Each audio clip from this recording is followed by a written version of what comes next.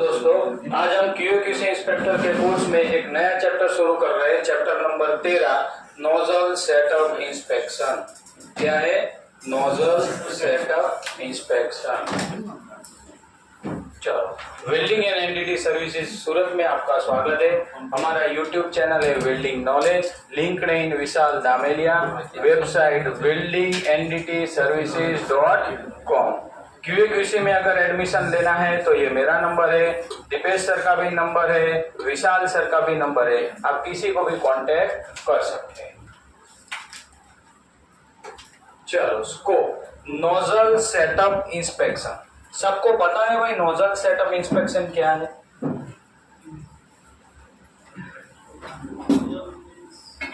ये नोजल है वेल्ड नेक फ्लैंज। ये कौन सा फ्लैंज है? वेल्ड नेक फ्लैंज, बरोबर। अगर इसको मैं यहाँ ऐसा सेटअप कर रहा हूं और यहाँ वेल्डिंग हो गया तो ये क्या बन गया? नोजल बन गया। अभी ये नोजल पूरा कहाँ सेट होगा? डिसेंट हो या सेल हो, किसी के ऊपर सेट होगा। तो ये फ्लैंज है, ये पाइप है, दोनों का वेल्डिंग हुआ तो इसको हम बोलेंगे नोजल। Concept clear? किसी को डाउट होना नहीं चाहिए। तो ये नोजल है, ठीक है। चलो, पहले मैं थोड़ा फोटोग्राफ आपको दिखा देता हूँ तो सबका थोड़ा कॉन्सेप्ट क्लियर हो जाएगा। उसके बाद हम स्कोप शुरू करेंगे।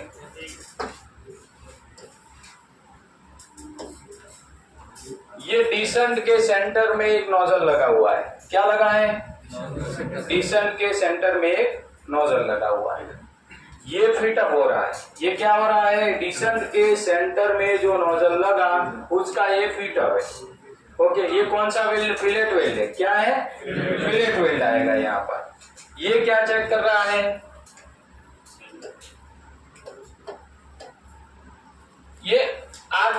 ये भी डिटेल में आएगा पूरा, यहाँ पर और यहाँ पर क्या मिल रहा है वो। अभी फोटोग्राफ देखो नोजल सेटअप के बारे में, बरोबर। ये क्या चेक किया उसने? जो फ्लैंज यूज किया वो मटेरियल आइडेंटिफिकेशन उसका हुआ है कि नहीं, वो चेक किया। ड्राइंग में जो फ्लैंज लिखा है वही क्लास का वही ग्रेड का फ्लैंज है कि नहीं, वो चेक किया। ये क्या चेक किया? Groove angle. ये उसने क्या चेक किया? टेपर गेज से ग्रूव। ये क्या चेक किया? Material identification. डिसेंट है या सेल है, दोनों के ऊपर चेक करना है। ये कहाँ सेल हो या डिसेंट हो, तो वो भी मटेरियल आइडेंटिफिकेशन हुआ है कि नहीं, वो भी चेक कर लेना है। एमओसी लिखा है, एक number, plate number, project number लिखा है, मैन्युफैक्चरिंग लिखा है, वेंडर का कोड है, ये पार्ट नंबर है और थर्ड पार्टी का स्टैम्प है। ये क्या चेक कर रहा है? 0 डिग्री पे वाटर लेवल, ये 180 डिग्री पे वाटर लेवल। किसी को पता नहीं है इसलिए मैं पहले फोटोग्राफ दिखा देता हूँ, फिर हम चैप्टर शुरू करेंगे तो आइडिया चल जाएगा कि यही चलने वाला है। ये 180 डिग्री पे ये जो ऐसा पंचिंग किया है, क्या किया है? पंचिंग किया है। ये क्यों किया है? मार्किंग है। हम टेंजेंट लाइन या सेंटर लाइन या रेफरेंस लाइन जो बोलेंगे वो मेन लाइन का ये पंचिंग किया हुआ है। ये क्या चेक हो रहा है? ये स्पिरिट लेवल है। ये क्या है? Spirit level. ये देखो, ये सेल के टॉप पर है। ये जो चीज है वो सेल के टॉप के ऊपर है। ये नोजल फिटअप किया। क्या किया? नोजल फिटअप किया। ये उसका आरएफ पे है। ये फ्लैंज है और बीच में पाइप रहेगा। स्पिरिट लेवल लेके आओ। ये क्या है? एंगल प्रोटेक्टर है। ये क्या है? Angle protector. यहाँ मैग्नेट रहता है, वो चिपक जाएगा। अभी ये थोड़ा स्लोप वाला चीज है। ये क्या है? ऐसा स्लोप वाला चीज है। कितनी डिग्री पे है? ये 0 है तो यहाँ 15-16 डिग्री पे स्लोप दिया है, ड्राइंग में दिया है। ये क्या चेक किया? स्पिरिट लेवल बोलना है इसको। अभी हम इसको यहाँ चेक करेंगे, क्योंकि ये कितने डिग्री पे है? 45 डिग्री। 45 डिग्री पे हम यहां चेक करेंगे। कॉन्सेप्ट क्लियर हो रहा है? ये शुरुआत है अभी धीरे धीरे। ये देखो अभी इसका यूज कहां पर हो रहा है? यहां पर हो रहा है। समझ में आ रहा है? ये दो चीज भी, ये सब तीनों चीज है ना, वो सब यूज होगा। ये तीनों चीज है ना, इसमें भी देखो यहाँ ये बबल्स वाला ये चीज है, दिख रहा है ये बबल्स, ये सभी चीज, ये बबल्स वाला ये सब यूज होगा इसमें। ये देखो ये सब वहां पर यूज होगा। हाँ ये भी स्पिरिट लेवल जैसा है, इसका भी मल्टीपर्पज है, इसको भी यूज करेंगे, इसको भी यूज करेंगे, मल्टीपर्पज है। स्पिरिट लेवल भी अपने पास ऐसा वाला है रेगुलर।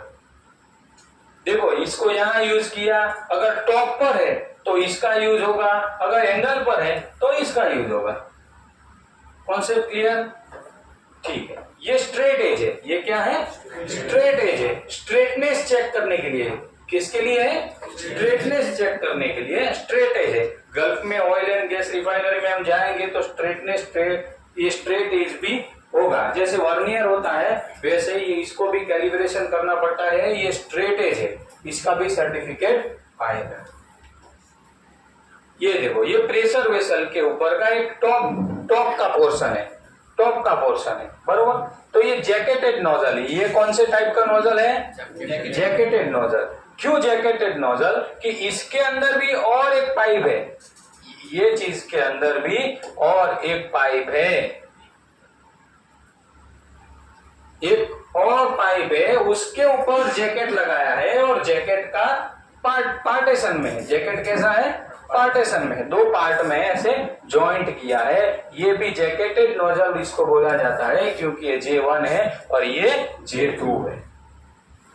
समझ में आया? जैकेटेड नोजल तो ऐसा, जैकेटेड नोजल तो पढ़ाया ही नहीं था, ऐसा नहीं होना चाहिए। जैकेट के ऊपर जो नोजल लगा उसको जैकेटेड नोजल बोलना है। सेल के ऊपर जो नोजल लगा उसको सिर्फ सिंपल नोजल, वो नोजल। ये देखो ये फ्लैंज है, ये पाइप है, या वेल्डिंग हो जाएगा, उसके बाद इसको हम बोलेंगे नोजल बोलेंगे। देखो कैसा फर्स्ट क्लास अच्छा काम किया हुआ है, दिख रहा है ना? देखो टांका बाका एक फिनिशिंग में अच्छा मारा है, फिर यहाँ वेल्डिंग होगा, ये नोजल रेडी हुआ। गुड वर्क है, ये अच्छा वर्क है। देखो एंगल वेंगल प्रॉपर है, अच्छा काम किया है। ये फ्लैंज का यूज ज्यादा स्ट्रेंथ चाहिए वहां पर होता है। वेल्ड नेक फ्लैंज का यूज जहां स्ट्रेंथ का थोड़ा ज्यादा रिक्वायरमेंट हो वहां पर यूज होता है। फ्लैंज इंस्पेक्शन भी आप हम आज देखेंगे पूरा डेप्थ में, कितने टाइप का फ्लैंज रहता है, कौन सी फ्लैंज कहां पर यूज करना है, फ्लैंज का इंस्पेक्शन कैसे करना है, वो सब भी हम देखेंगे। देखो N9 N7 यहाँ पर ऐसा क्यों किया है? क्योंकि यहाँ दूसरे टाइप की नोजल लग रही है, दूसरे टाइप की नोजल लग रही है, उसकी वजह से वो भी आज कॉन्सेप्ट क्लियर होगा। ये देखो सेल का और डिसन का फिटअप, ये वेल्डिंग अंदर से होगा। कहां से होगा? अंदर से होगा। शायद फोटो में भी ऐसा दिख रहा है कि हाँ बाहर नहीं है, क्योंकि यहाँ अपने को एंगल दिख रहा है, देखो दिख रहा है ना एंगल। ये उसने किया नोजल, वेल्ड नेक फ्लैंज है, यहाँ पर देखो वेल्डिंग आया। ये वेल्डिंग कौन सा आएगा? वेल्ड नेक फ्लैंज में बट वेल्ड, ये वेल्डिंग बट वेल्ड आएगा, इसमें फिलेट आएगा नहीं, वेल्ड नेक फ्लैंज रहेगा तो बट वेल्ड आएगा। देखो ये जो क्वेश्चन है ना इंटरव्यू में पूछते हैं, गल्फ के इंटरव्यू में ये सब चीज हमने जो कल का चैप्टर लिया, आज का चैप्टर, अभी जो भी चैप्टर रहेंगे वो इंटरव्यू में पूछे जाने वाले क्वेश्चन है, तो स्किप थोड़ा भी नहीं होना चाहिए। ओरिएंटेशन क्या है, प्रोजेक्शन क्या है, एलिवेशन क्या है, ये इंटरव्यू में पूछेगा ही पूछेगा।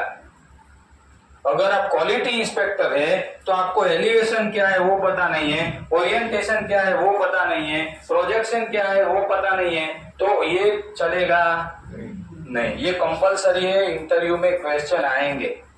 रूट गैप क्या है भाई? रूट गैप क्या है बताओ, रूट फेस क्या है वो बताओ, ड्यूअल एंगल क्या है वो बताओ, एज जॉइनिंग एरिया में कितना क्लीनिंग होना चाहिए, कितना mm? 25 mm। Both side 25 mm। ये सब क्वेश्चन आएंगे तो आपको उसी हिसाब से बोलना है। ये नॉर्मल इंटरव्यू के क्वेश्चन है, ये सब जितना भी मैं बोल रहा हूँ वो इंटरव्यू के क्वेश्चन है। वेल नेक फ्लेंज रहेगा और उसका नोजल बनेगा तो उसमें कौन सा जॉइंट आएगा, बट आएगा कि फिलेट आएगा, ऐसा सब क्वेश्चन इंटरव्यू में होगा। ये बेसिक क्वेश्चन है, अगर इतना आपने आंसर दे दिया तो उसको प्रूव हो जाएगा कि इसने फील्ड में काम किया है, ऐसा है। देखो ये कौन सा जॉइंट है, फिलेट जॉइंट। इसको हम यहां से फिलेट ऐसा मेजर करेंगे, समझो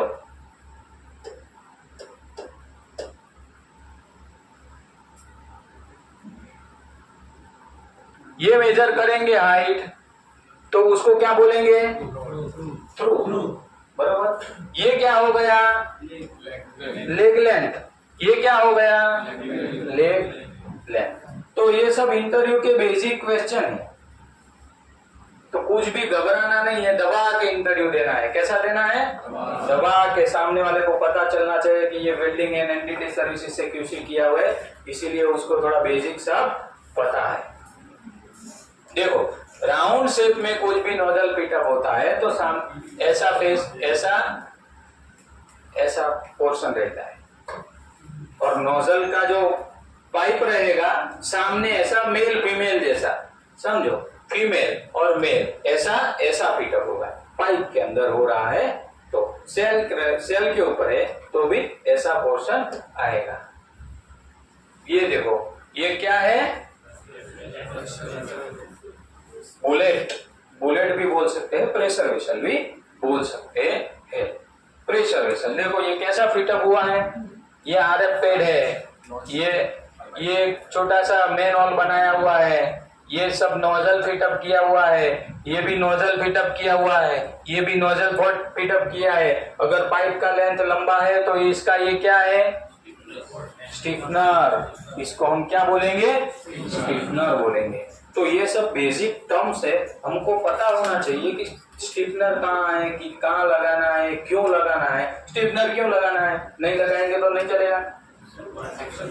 स्ट्रेंथ के लिए, नोजल की स्ट्रेंथ के लिए हम स्टिफनर लगाते हैं, क्योंकि अगर ये नोजल यहाँ पर लगा बरोबर तो उसके सामने भी दूसरा नोजल आएगा और लाइन आगे दौड़ेगा। अगर वो लाइन हंटिंग मार रहा है तो क्या होगा,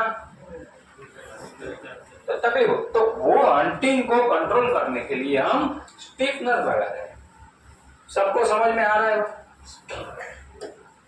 देखो ये सब डिफरेंट टाइप की फ्लेंज है। लॉन्ग वेल WNR है, क्या है, लॉन्ग वेल नेक फ्लेंज, LWNR है। आज हम देखेंगे पूरा फ्लेंज का, ये सिर्फ आपको फोटो थोड़ा ओवरव्यू है। फ्लेंज के बारे में दबा के पूरा 2-3 घंटा देखेंगे, ये सब रिपोर्ट्स है।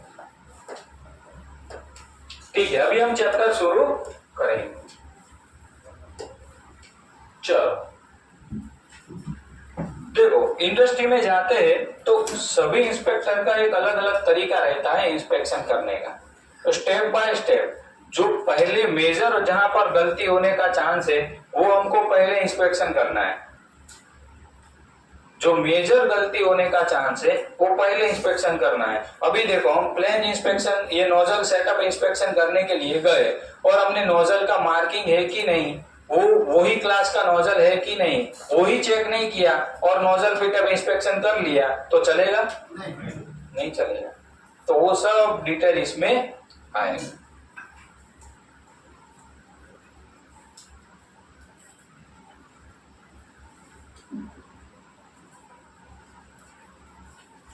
Scope. This procedure provides guideline for nozzle fit up, inspection on cell, pipe, elbow, cones, and descent used for pressure vessel as per drawing, datasheet या कस्टमर स्पेसिफिकेशन। ये एक हमने प्रोसीड्यूर लिया है, नोजल फिटअप का procedure, कि nozzle fit up कैसे होता है उसके बारे में। देखो रिस्पॉन्सिबिलिटी किसकी है? Production manager, production engineer, quality manager, quality inspector. ये चारों लोगों को साथ में मिलकर टीम वर्क करके साथ में आगे बढ़ना है। रेफरेंस किसका लिया ये सबको बोलना है मेरे साथ में। ASME section 8 division 1 and 2 rules for construction of pressure vessel. ASME section 1 rules for construction of power boiler. ASME B31.1 power piping के लिए और approved drawing and approved ITP। या तो फिर कोई कस्टमर का स्पेसिफिकेशन है रेगुलर तो उसको भी हमें यहाँ पर चाहिए। हाँ देखो कल हमने ASME सेक्शन 8 डिवीजन 1 में UW35 के लिए UW35 टेबल देखा, उसमें लिखा था मैक्सिमम रेइंफोर्समेंट लेवल। तो हमारा एक क्वेश्चन था कि मिनिमम क्या होगा, तो मिनिमम क्या होगा उसके लिए मैंने थोड़ा छानबीन किया, लेकिन ये पैराग्राफ मैंने डाला। उसके बाद हम देखेंगे कि मिनिमम क्या होगा। ये ASME का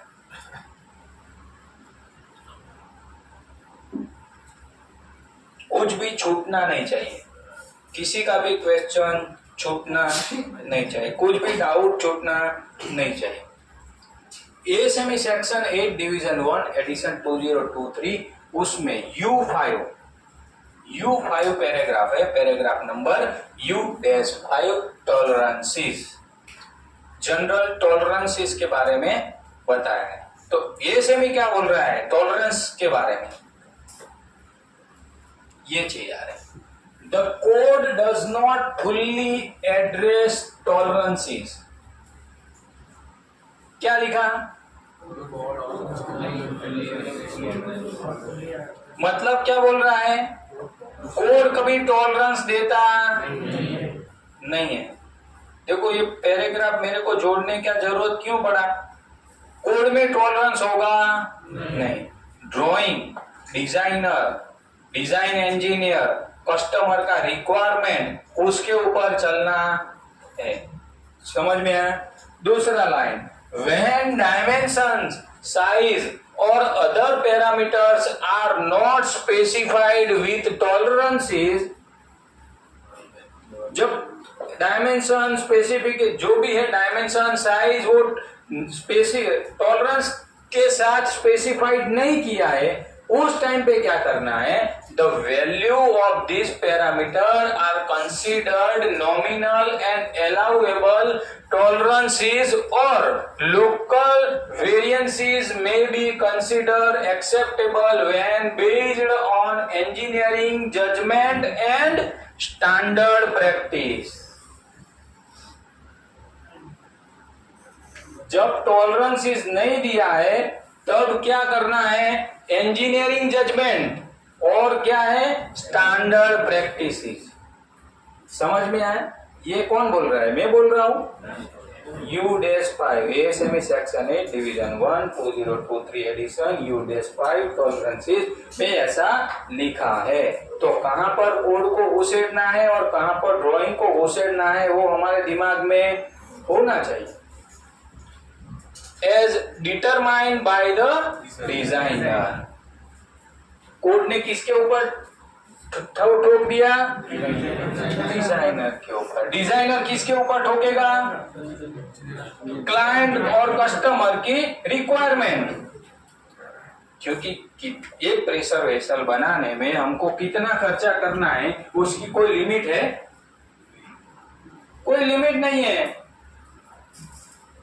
एक प्रेशर वेसल बनाने में हमको कितना कॉस्टिंग डालना है, कितना उसको मजबूत बनाना है, उसका कोई लिमिट ही नहीं है। उसकी वजह से ये U-5 टॉलरेंसेस बोल रहा है, वो कस्टमर की रिक्वायरमेंट, डिजाइनर क्या बोल रहा है, इंजीनियरिंग का जजमेंट क्या है, स्टैंडर्ड इंजीनियरिंग प्रैक्टिस क्या है, उसके बेस पे हमें चलना है। तो अगर मैक्सिमम रेइंफोर्समेंट ASME ने दे दिया तो मिनिमम क्या है?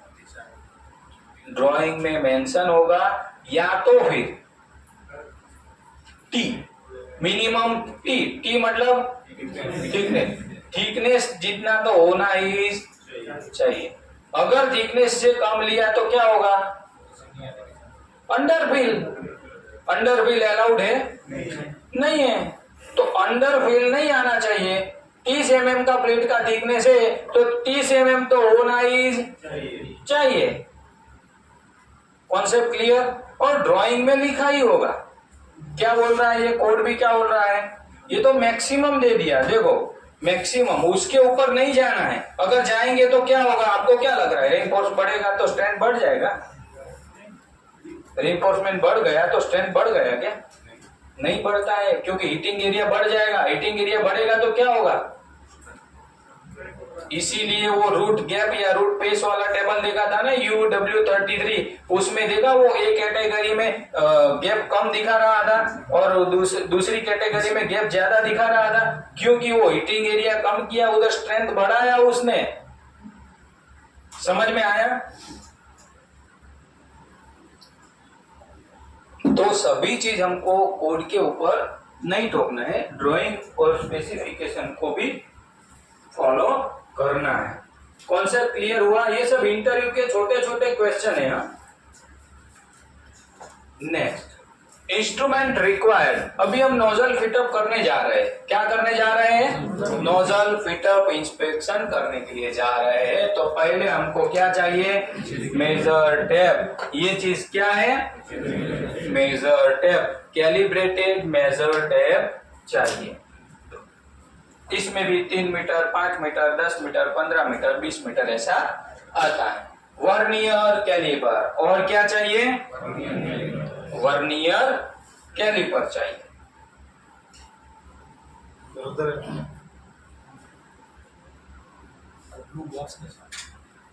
ये है vernier caliper. Digital vernier caliper है, सिंपल भी आता है। ये वर्नियर कैलिपर है। ये 300 mm है। कितना है? 150 mm है।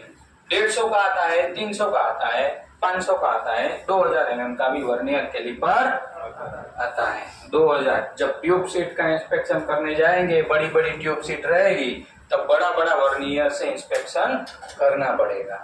दूसरा है template for WEP, weld edge preparation measurement. WEP check करने के लिए टेम्पलेट चाहिए। वो टेम्पलेट हमने फोटोग्राफ में देखा भाई। हाँ, ये क्या है? कहाँ गया वो फोटोग्राफ?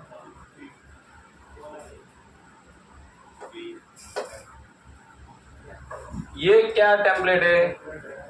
WEP चेक करने का टेम्पलेट, सिंपल टेम्पलेट है।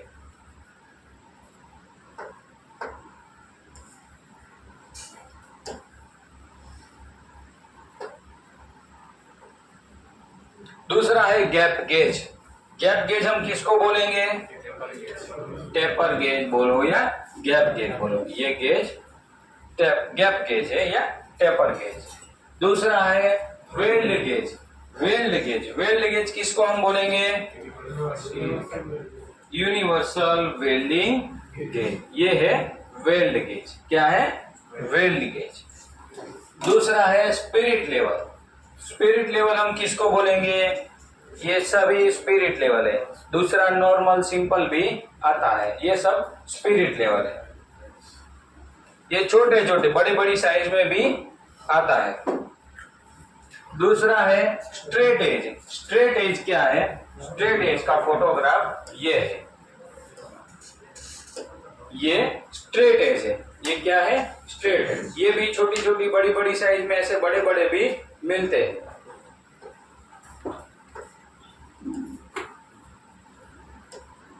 इंडियन कंपनी में स्ट्रेट एज की जगह क्या यूज होता है? पट्टी। वो स्ट्रिप पट्टी आता है ना, ये स्ट्रेट एज का खर्चा कोई करेगा नहीं। दूसरा है फिशिंग ट्विन। ये क्या है? फिशिंग ट्विन मछली पकड़ने का, वो कल मैंने बोला था ना, वो डोरी आता है, उसको हम, ये गोरे लोगों ने देखो कितना कंफ्यूज किया, साले माँ के लाडले लोग। देखो फिशिंग ट्विन डाला। वो नायलॉन का डोरी आता है ना, वो ही सब मेजरिंग में यूज करने के लिए फिशिंग ट्विन। अगर गल्फ में जाएंगे, सिंगापुर में जाएंगे, तो कोई वहां का होगा कनाडा अमेरिका का, वो बोलेगा फिशिंग ट्वेल लेके आओ, हम शाम तक वापस नहीं आएंगे। दूसरा है डिवाइडर। ये क्या है? डिवाइडर है। ये भाई साहब ये लोकल डिवाइडर से ये मेजर कर रहे हैं, इसको हम बोलेंगे डिवाइडर। तो इतने सारे यूज है, इंस्ट्रूमेंट है, ये सब क्या है? इतने सारे इंस्ट्रूमेंट चाहिए।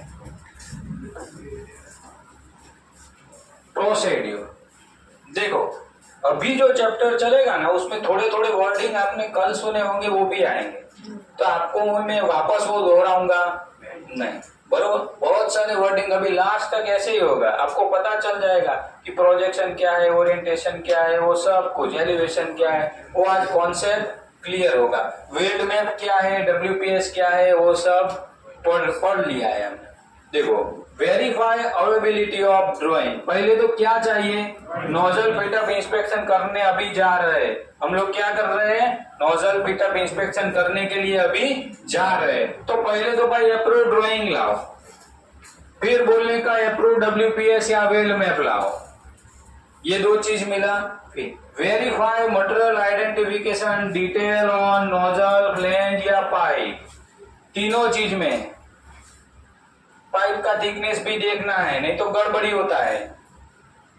अपने को सिमलेस बोला है और वहां पर सिम वाला ठोक दिया है, वैसा भी होता है। तो इंस्पेक्शन करने के टाइम पे फ्लैंज का वो भी ध्यान रखना है कि पाइप कौन सा यूज करना है, कौन सी कितने थिकनेस का यूज करना है, वो सब कुछ सिमलेस है कि क्या सिम वाला है, वो भी पहले वेरीफाई करना है।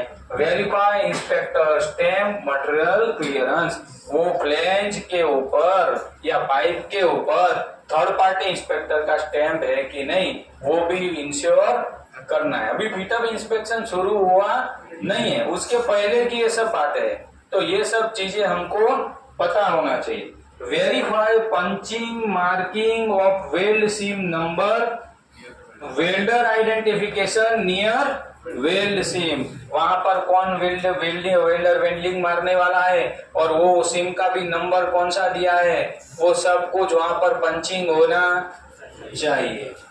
Verify that visual inspection of weld seam, किसका करना है विजुअल इंस्पेक्शन?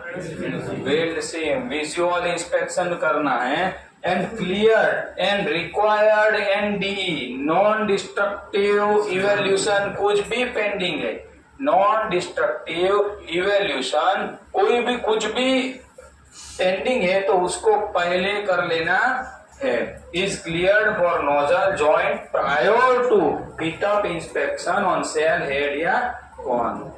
इंस्पेक्शन करने से पहले कुछ भी इंस्पेक्शन, नॉन डिस्ट्रक्टिव एग्जामिनेशन या नॉन डिस्ट्रक्टिव इवेल्यूशन या नॉन डिस्ट्रक्टिव टेस्ट कोई भी पेंडिंग है तो वो कर लेना है। Verify tack weld is welded with approved welder, tack welding जिसने भी मारा हुआ है, मारने वाला है, वो देख लेना है कि वो अप्रूव्ड वेल्डर है। टेक वेल्डर अप्रूव्ड वेल्डर है कि नहीं, जिसने टेकिंग मारा है वो अप्रूव्ड है कि नहीं, वो भी इंश्योर कर लेना है। और टेकिंग को फ्री फ्रॉम क्रैक, वो टेक मारा हुआ है वो फ्री फ्रॉम क्रैक होना चाहिए। Verify cleanliness of weld edge preparation at 25 mm at joining area, वहां पर भी जो सेल के ऊपर है, डिसेंट के ऊपर है, ग्रूव एंगल आएगा, वो उसको भी क्या करना है 25 mm राउंडनेस में भी क्लीनिनेस होना चाहिए। स्पेटर है, कुछ भी डस्टिंग है, कुछ भी कचरा वचरा होना नहीं चाहिए।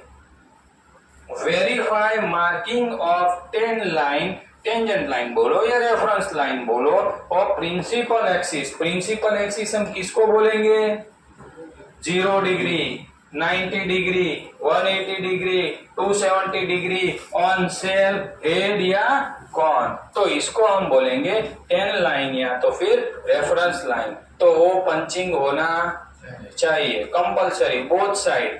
तो टॉप साइड बोलो, बॉटम साइड बोलो, राइट हैंड साइड बोलो, लेफ्ट हैंड साइड बोलो, तो बोथ साइड मार्किंग होना चाहिए। रेफरेंस लाइन हमको पता होना चाहिए कि 0 डिग्री यहाँ पर है, 90 डिग्री यहाँ पर है, 180 डिग्री यहाँ पर है, 270 डिग्री यहाँ पर है। ये पंचिंग होना ही चाहिए। अगर ये मार्किंग ही नहीं है तो नोजल फिटअप होगा?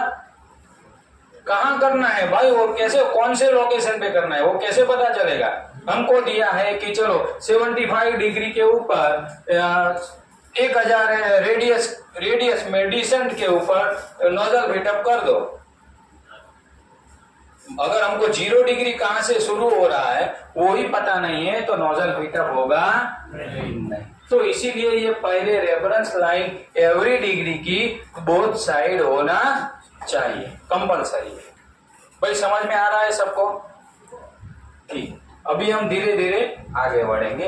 Next, measure water level. अभी क्या करना है, देखो ये स्टेप बाय स्टेप इंस्पेक्शन है। अभी बात आया measure water level of vessel centre line.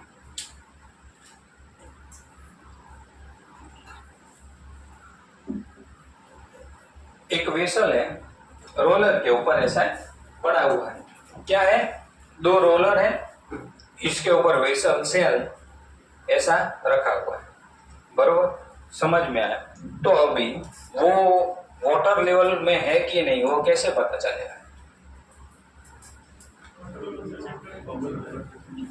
पहले 0 डिग्री, 90 डिग्री, 180 डिग्री, 270 डिग्री का मार्किंग करेंगे। टॉप साइड किया, बॉटम साइड किया। बरोबर, अभी क्या करेंगे? 0 डिग्री पे क्या करेंगे? 0 डिग्री पे हम एक ऐसा, यहां पर ये पानी का यहां तक है। कहां तक है? यहां तक पानी है ट्यूब के अंदर, पाइप के अंदर। बरोबर, ये क्या है? Fishing twin. इसको क्या बोलेंगे? Fishing twin. ये डोरी जैसा, रस्सी जैसा जा रहा है ना, इसको हम बोलेंगे फिशिंग ट्विन। क्योंकि गल्फ में जाना है ना भाई सबको, तो फिशिंग ट्विन पता होना चाहिए। गल्फ में जाना है, इंटरव्यू देना है, फिशिंग ट्विन। तो ये सेट किया उसने, मार्किंग के ऊपर फिशिंग ट्विन भी लगाया।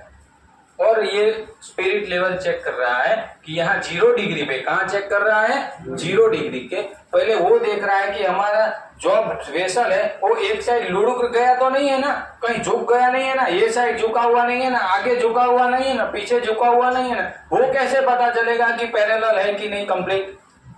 वो यहां से पता चलेगा। चलो 0 डिग्री पे हमने पहले सेट किया, फिर हम कहा लेके गए? 180 डिग्री पे।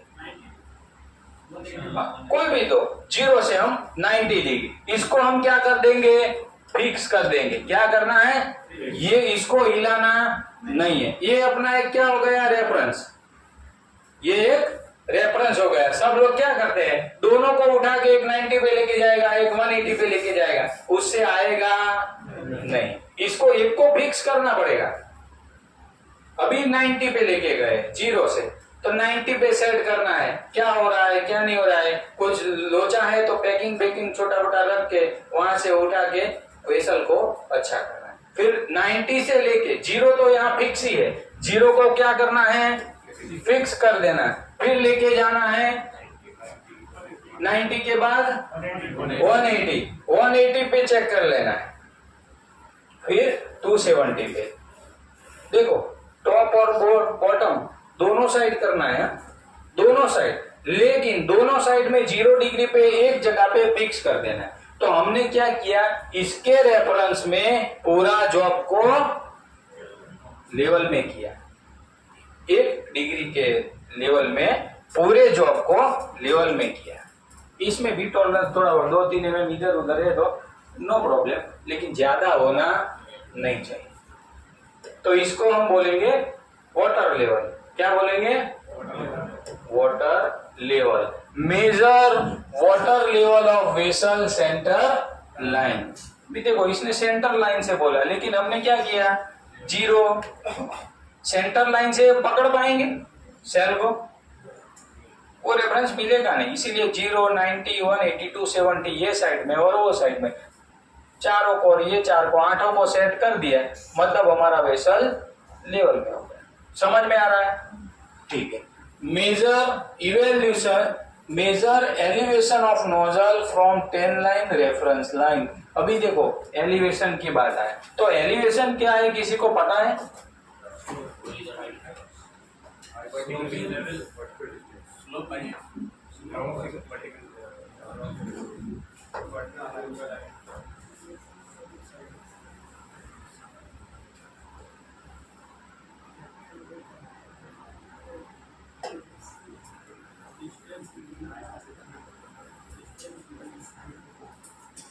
देखो एलिवेशन सभी चैप्टर में आएगा। एलिवेशन, प्रोजेक्शन वो सभी चैप्टर में आएगा, तो उसका कॉन्सेप्ट आज क्लियर हो जाना चाहिए।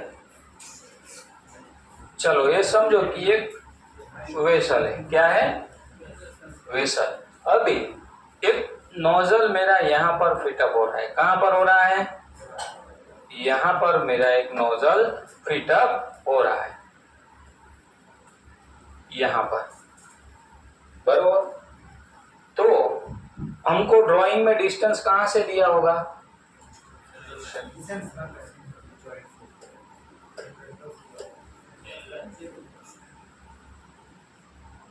ये सेंटर लाइन निकाला मैंने, बरोबर।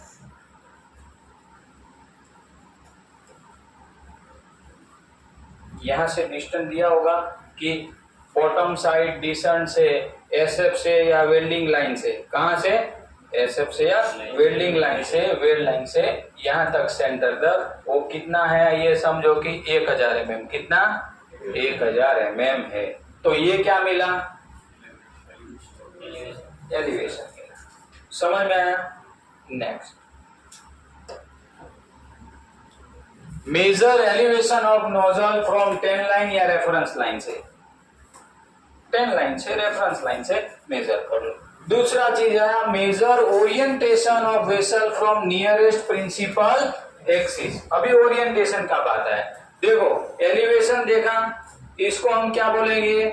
एलिवेशन। अभी आएगा ओरिएंटेशन। ओरिएंटेशन मतलब कि 360 डिग्री है। कितना डिग्री है? 360 डिग्री। अभी ऐसा एज्यूम करना है कि ये डिग्री 0 डिग्री है। कितना डिग्री है? 0 डिग्री है। सामने वाली वहां हम ऐसे चलेंगे। कैसे चलेंगे?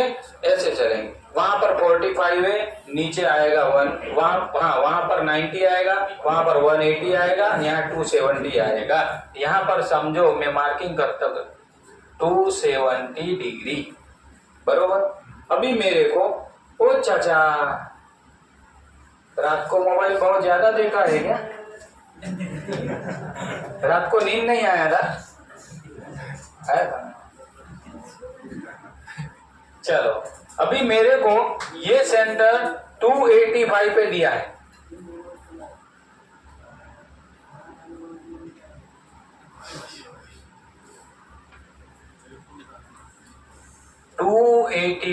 कितना?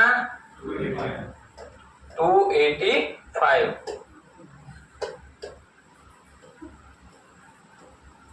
तो ये मैंने मार्किंग कहां पर किया? 285 पे। समझो ये 0 डिग्री, वहां पीछे 90 डिग्री, यहाँ पर कितना डिग्री आया? 180 डिग्री, यहाँ पर 270 डिग्री। मेरे को ओरिएंटेशन दिया था 285 डिग्री के ऊपर ये नोजल आना चाहिए। तो ये क्या हुआ? ओरिएंटेशन। ये क्या हुआ? ओरिएंटेशन। ये 1000 mm क्या हुआ? एलिवेशन। 285 डिग्री क्या हुआ? ओरिएंटेशन। समझ में आया? अभी और एक चीज बाकी रह गया, समझ में आया? वो अभी आएगा यहाँ पर। Measure projection. किसकी बात हुई? Projection of height. Projection of height from vessel centre line 10 line as required by drawing. Drawing में ये सब मेंशन होगा। एलिवेशन कितना लेना है, ओरिएंटेशन कितना लेना है, प्रोजेक्शन कितना लेना है। अभी प्रोजेक्शन का मतलब क्या हुआ? ये नोजल जो है उसको ये वेसल से हाइट में कितना उठाना है, वो क्या हुआ? प्रोजेक्शन। समझो कि ये यहाँ पाइप आया यहाँ पर, और यहाँ पर ऐसा नोजल पिटअप हुआ, तो ये हाइट हुआ यहाँ से यहाँ, समझो कि 300 mm। तो वो क्या हुआ? प्रोजेक्शन हुआ। कॉन्सेप्ट क्लियर हुआ? एलिवेशन मतलब क्या है? यहां से यहां का डिस्टेंस। ओरिएंटेशन क्या है? 285, 0 डिग्री, 90 डिग्री, 180 डिग्री, 270 डिग्री, तो यहाँ 285 डिग्री आया। तो यहाँ पर हमको नोजल चाहिए। फिर क्या हुआ? नोजल का हाइट कितना लेना है वो चीज आया। ये 300 mm है, वो प्रोजेक्शन।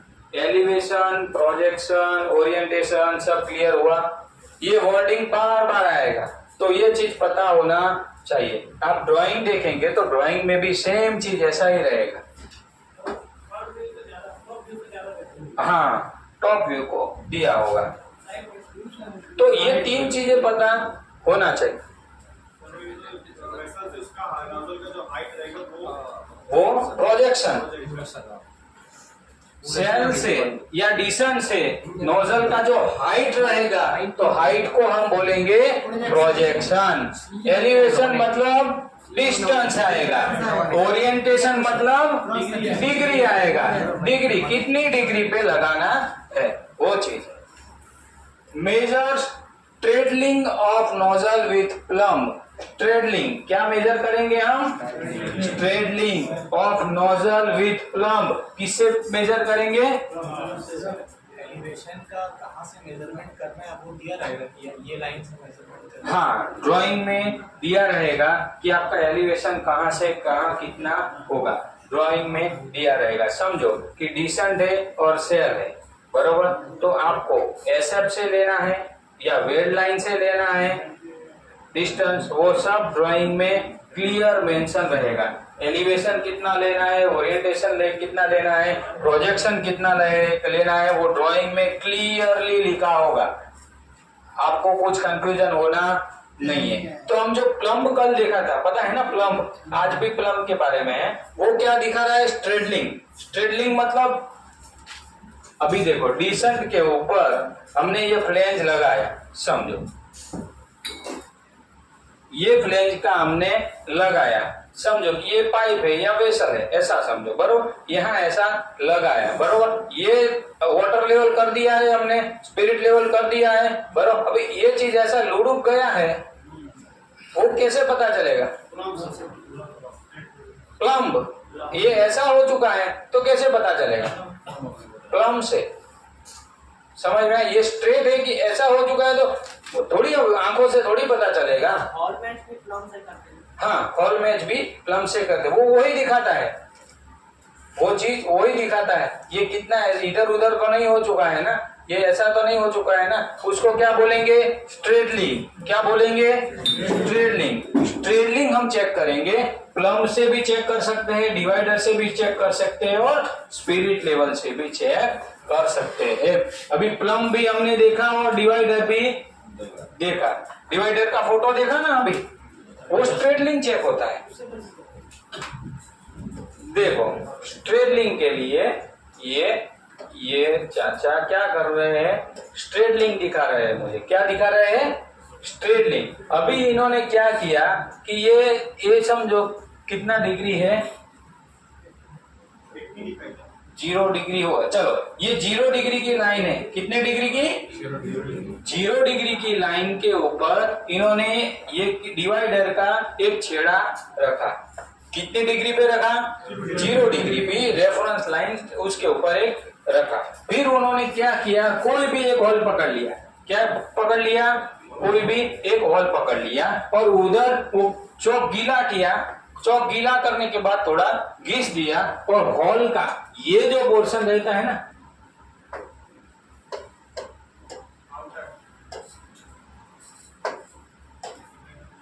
होल का ये जो पोर्शन रहता है ना,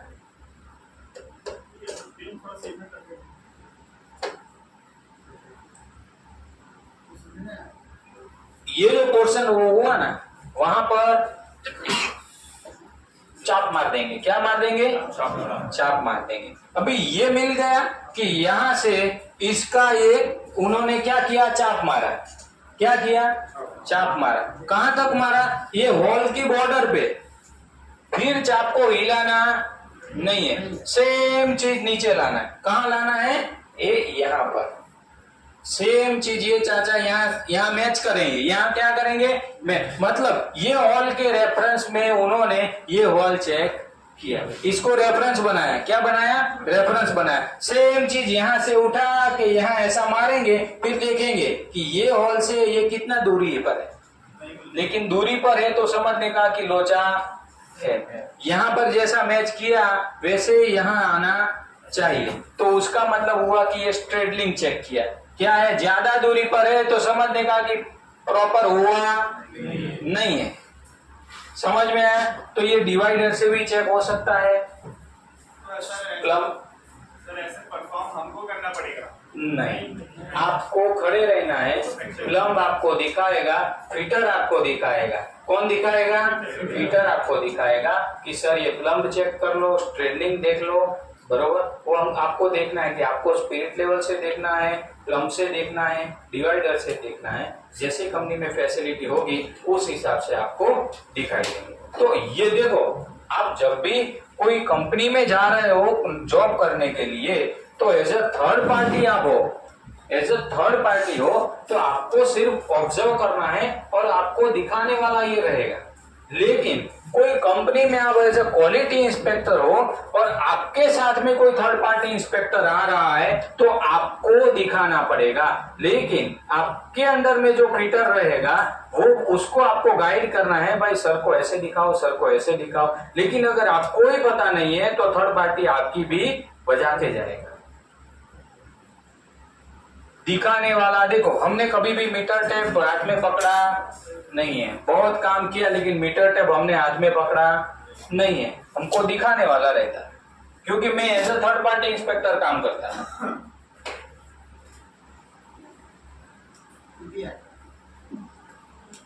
टीपीआई, तो इसको हम बोलेंगे स्ट्रेडलिंग। क्या बोलेंगे? स्ट्रेडलिंग बोलेंगे।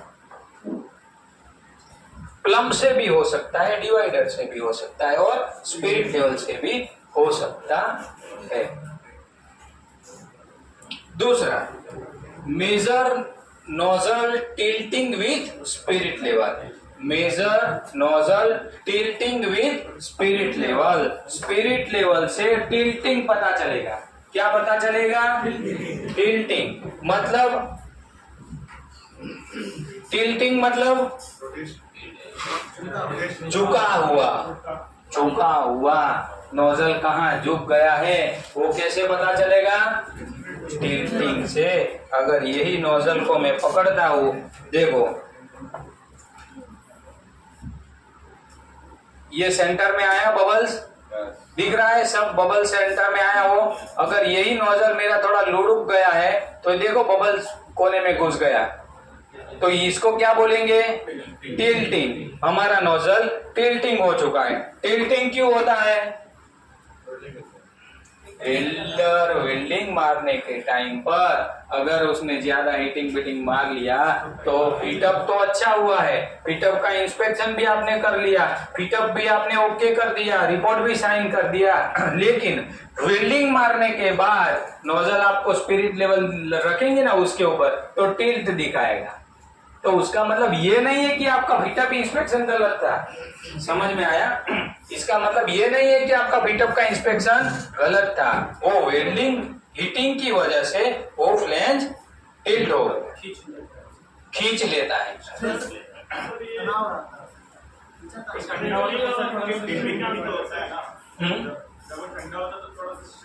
हाँ, वो लेकिन अगर रूट के ऊपर रूट ठोकते जाएंगे, वेल्डिंग को ठंडा नहीं होने देंगे, 6 रूट है तो 6 भी एक साथ में ठोक देंगे तो क्या होगा? तो वही है। अभी देखो 10 स्ट्रेडलिंग और टिल्टिंग में क्या अंतर है सर? कौन सा? स्ट्रेडलिंग और टिल्टिंग। हाँ, स्ट्रेडलिंग हमने क्या चेक किया? स्ट्रेडलिंग, स्ट्रेडलिंग में क्या चेक किया? अभी देखो ये फ्लेंज है, चलो ये फ्लेंज है बरोबर। अभी ये सेंटर है, ये वेसल का समझो, एज्यूम करो ये वेसल का सेंटर है, ये फ्लेंज मैंने लगाया बरोबर। अभी ये सेंटर में है कि नहीं, थोड़ा इधर हो गया है, तो कहां से पता चलेगा?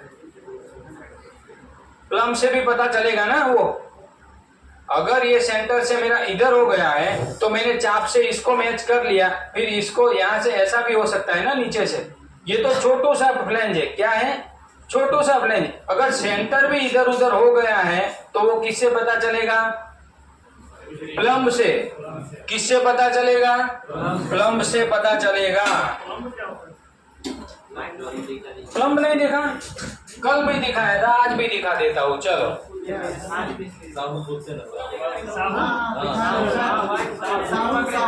पता चला? कल का फोटोग्राफ था ना प्लम। हाँ, देखो, आपको इंजीनियरिंग में भी आप जाएंगे, कंपनी में भी तो यही बोलेंगे, सर प्लम देख लो, यही चीज बोलेंगे, प्लम देख लो। क्या? हाँ, वो मिस्त्री यूज करता है ना दीवार का स्ट्रेटनेस, वो क्या है कैसे, वो प्लम से चेक करता है। हिंदी में सर साहुल बोलते हैं। क्या बोलते हैं? साहुल। साहुल, हाँ, हमको भी सिखाओ भाई ऐसा साहुल बाहुल, हम भी बोलेंगे। ठीक है, चलो, measure WP angle with template, ये सब पता है। WP का एंगल टेम्पलेट से मेजर करना है। फिर measure WP root gap and root face, root gap and root face करना है। वो सब ये फोटोग्राफ में ऑलरेडी हमने देखा, फिर से एक बार देख लेते हैं।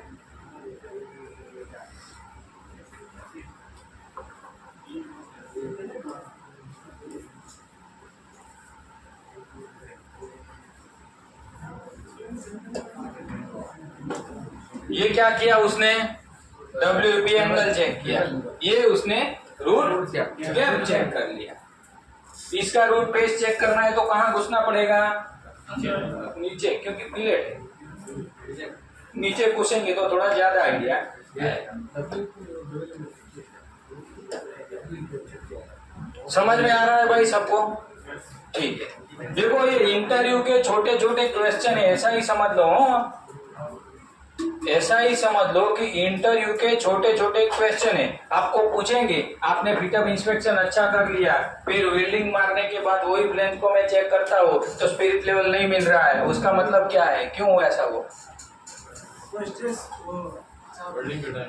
वेल्डिंग के टाइम पे अगर वेल्डर ध्यान नहीं रखेगा तो भी डिस्टॉर्शन आने का चांस है, टिल्टिंग आने का चांस है। समझ में आया? हाँ, तो ये भी ध्यान देना है। अभी 10 पास मारना है तो ये ठोक ठोक करेंगे एक ही साथ में तो क्या होगा? हीटिंग एरिया बढ़ जाएगा, तो फ्लेंज है वो क्या है? लुढ़क जाएगा, टिल्टिंग हो जाएगा।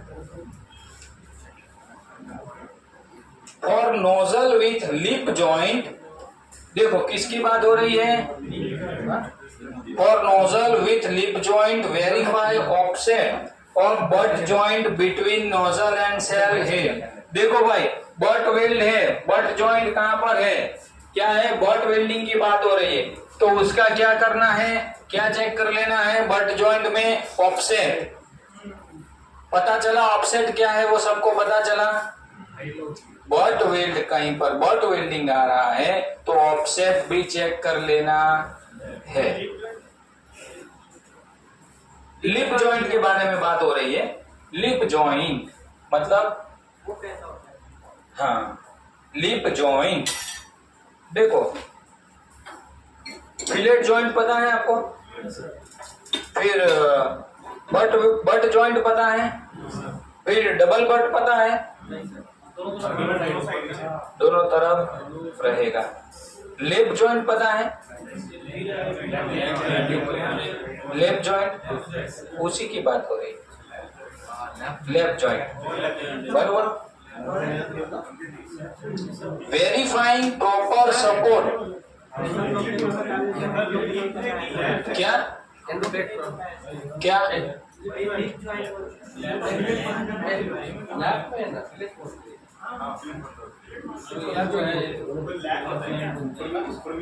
देखो दोनों प्लेट है, एक ये प्लेट है, ये कौन सा है?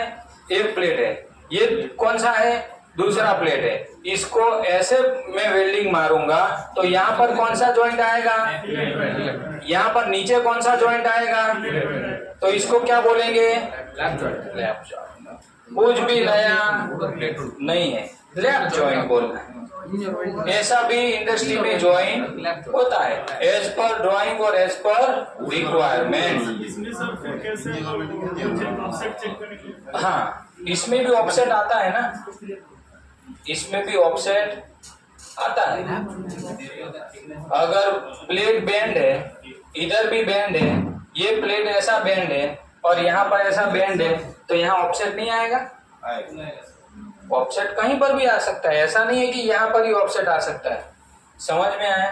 किसी एक प्लेट को रेफरेंस ले लेना है, ऑफसेट चेक करने के टाइम पे किसी एक को रेफरेंस में ले लेना है और दूसरे को चेक करना है, ये वो नीचे कितना है या ऊपर कितना है। नीचे 3 mm है सेंटर से, ये सीधा सेंटर से 3 mm है तो ऑफसेट 3 mm बोलेंगे। ऊपर ज्यादा है तो उसको ऊपर 3 mm बोलेंगे, उसको ऑफसेट बोलेंगे। समझ में आ रहा है?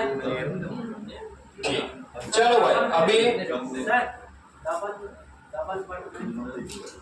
कहाँ लिखा है double butt? Double butt joint, double butt joint. Double V सुना है? Double V joint. ठीक, चलो, ज्यादा थिकनेस वाला ये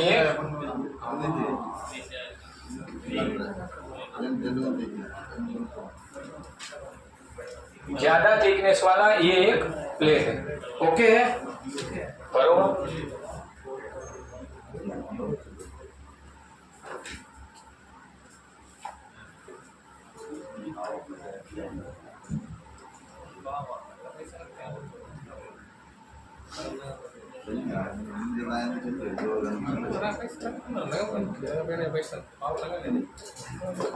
चलो भाई, यहाँ पर डबल वी, इसको क्या बोलेंगे?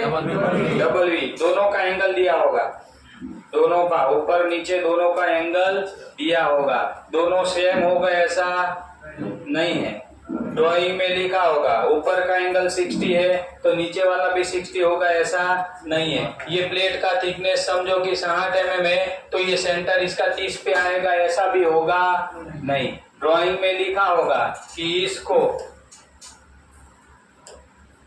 ड्राइंग में लिखा होगा कि यहाँ पर ये 30 mm है और यहाँ पर ये 20 mm है, ऐसा भी होता है। मतलब दूसरा जो बीवेल के होता है वो छोटा भी हो सकता है, बड़ा भी हो सकता है और सेंटर में भी हो सकता है, तो ऐसा कंपलसरी कुछ नहीं। तो ये डबल भी हो गया। अभी इसको क्या बोलेंगे?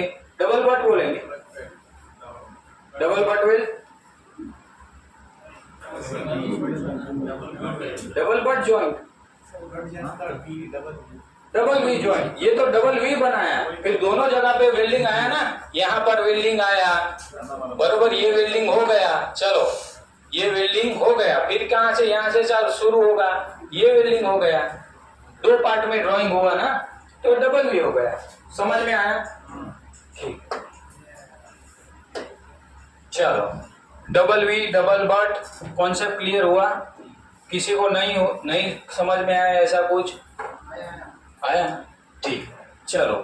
Verify nozzle is fitted set, verify nozzle is fitted set on, okay. Verify proper support is provided below nozzle to control distortion during welding. ये क्या चीज बोल रहा है जो हमने डिस्कस कर लिया? क्या बोल रहा है? चलो सब एक साथ में पढ़ो इसको। Verify proper support is provided below nozzle to control distortion during welding. मतलब क्या है कि अगर वेल्डिंग मारने के टाइम पर, मैंने बोला कि वेल्डिंग के बाद नोजल लुढ़क जाता है, तो वेल्डिंग मारने से पहले ही सपोर्ट लगा देना है। सपोर्ट लगाएंगे तो वेल्डिंग के टाइम पे जो हीटिंग होगा, तो वो हीटिंग की वजह से नोजल का फ्लैटनेस और डिस्टॉर्शन वो कुछ भी होगा नहीं। नोजल झुक जाएगा नहीं। तो यही चीज बोल रहा है कि फिटअप के टाइम पर ही सपोर्ट लगा देना है, वेल्डिंग मारने से पहले। हाँ हाँ हाँ, उसका सॉल्यूशन ये है कि आपको वेल्डिंग एक रूट मारने के बाद रोकना है, ठंडे होने देना है। अभी लेकिन आजकल क्या करते हैं, स्टिफनर को थोड़ा गर्म कर दिया, लकड़ा लेके एक फटका इधर मारा, स्पिरिट लेवल चेक किया, ओके। ये गुड इंजीनियरिंग प्रैक्टिस नहीं है। अभी क्या होता है, वेल्डिंग के बाद डिस्टॉर्शन आता है भाई। यहाँ पर सब लोग बीच बीच में बात करेंगे, फिर क्वेश्चन हो जाएगा आपको, क्योंकि ये बहुत इंपॉर्टेंट टॉपिक है। देखो, वेल्डिंग के बाद डिस्टॉर्शन आया और नोजल एक जगह लुढ़क गया, क्या हुआ, नोजल झुक गया। लेकिन ये चीज क्या बोल रहा है कि वेरीफाई प्रॉपर सपोर्ट। किसकी बात हो रही है, सपोर्ट। कोई फ्लैंज इतना ही होगा ऐसा थोड़ी है, नोजल इतना ही होगा, इतना बड़ा भी हो सकता है ना। तो उसको क्या है, फिटअप के टाइम पे चारों बाजू सपोर्ट लगाना है। नहीं तो वेल्डिंग के टाइम पे अगर सपोर्ट नहीं है, फिटअप के टाइम पे सपोर्ट नहीं है, तो वो झुक ही जाएगा। क्या स्टिफनर, स्टिफनर, स्टिफनर पट्टी यहाँ पर होगा। सपोर्ट के लिए क्या यूज हो रहा है वो यहाँ पर होगा। देखो, ये एक नोजल है, ये चीज क्या है, स्टिफनर, ये चीज सपोर्ट, बरोबर। पीछे से भी तो सपोर्ट देते हैं ना सर। हाँ, देखो इसमें ड्राइंग के अंदर एक ही जगह पे दिया होगा, तो इसने एक ही जगह। दूसरा देखो, यहाँ पर नहीं लगाया है, तो उसका मतलब क्या है, ड्राइंग में नहीं है। खुद से कुछ भी करना नहीं है, टूटना है तो टूटने देना है, लेकिन ड्राइंग में नहीं है तो फैब्रिकेशन करना नहीं है। वही क्वालिटी इंस्पेक्टर का काम है। आगे भी नहीं चले जाना है और पीछे भी नहीं रहना है, ड्राइंग को फॉलो करते करते आगे बढ़ना है। सर, तो वो स्टिफनर लगा हुआ है, हाँ। पेंटिंग हो जाएगा तो वो निकल जाएगा या वैसे। ये परमानेंट स्टिफनर है, ये स्टिफनर परमानेंट है। लेकिन जो मैं बात कर रहा हूँ सपोर्ट की, जो स्टिफनर है ये परमानेंट है, लेकिन सपोर्ट की जो बात हो रही है वो सपोर्ट परमानेंट रहेगा नहीं। ये स्ट्रेंथ के लिए, ये नोजल की स्ट्रेंथ के लिए। लेकिन ये ड्राइंग में मेंशन है, सपोर्ट ड्राइंग में मेंशन होगा नहीं। ये तो छोटू सी फ्लैंज है, इसीलिए मैं बोल रहा हूँ। देखो आगे एक फोटोग्राफ और दिखा, अभी ये सब देखो, ये फ्लैंज है, इसमें जैकेट लगाया है, उसकी वजह से इसको सपोर्ट की जरूरत नहीं पड़ी। जैकेट में जनरली स्टिफनर लगता नहीं है।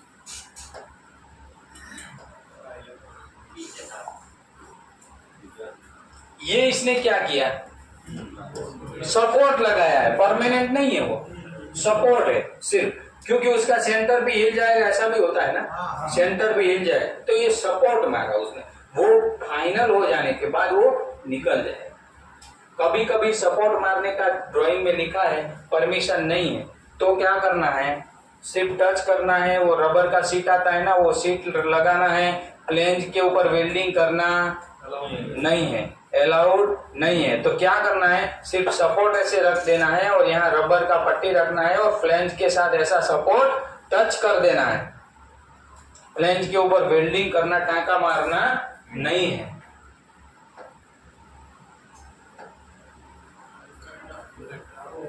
देखो इसमें इसने लगाया हुआ है ना, परमानेंट लगाया हुआ है ना, इसलिए परमानेंट है, ड्राइंग में दिया है। लेकिन अभी देखो, मैं ये फ्लैंज का, ये नोजल का मैं फिटअप कर रहा हूं, ड्राइंग में सपोर्ट है। कॉन्सेप्ट क्लियर हो रहा है भाई। इसका मैं फिटअप जब शुरू कर रहा हूं तब वो सपोर्ट होगा, ड्राइंग में परमानेंट सपोर्ट कुछ है नहीं है। तो उसको हमें सेट करने के लिए फिटअप के टाइम पर क्या करना पड़ेगा, टेम्पररी सपोर्ट का जुगाड़ करना पड़ेगा। तो वो चीज यहाँ पर वहां पर लाइन में डाला है कि कुछ भी ऐसा है तो आपको सपोर्ट का भी जुगाड़ कर लेना है। किसका, सपोर्ट भी देख लेना है before welding. Verify nozzle is fitted, set on और set in is an approved drawing. Verify nozzle is fitted, set on और set in is as per drawing. कभी कभी नोजल में ऐसा भी रिक्वायरमेंट आता है कि पाइप है वो सेल के अंदर तक जाएगा, डीप पाइप, इसको क्या बोलेंगे, डीप पाइप। तो सेल के ऊपर लेना है कि डीप पाइप लेना है, वो भी पहले वेरीफाई कर लेना है। डीप पाइप भी सेल के अंदर कितना डीप रखना है वो भी ड्राइंग में मेंशन होगा, तो कुछ भी कंफ्यूज होना नहीं है। डीप पाइप है तो उस हिसाब से फिटअप सेटअप चेक करना है। समझ में आया? ठीक। अभी नेक्स्ट है इंस्पेक्शन रोलिंग। चलो अभी हम 5 मिनट का ब्रेक लेंगे, उसके बाद इंस्पेक्शन रोलिंग स्टार्ट करेंगे।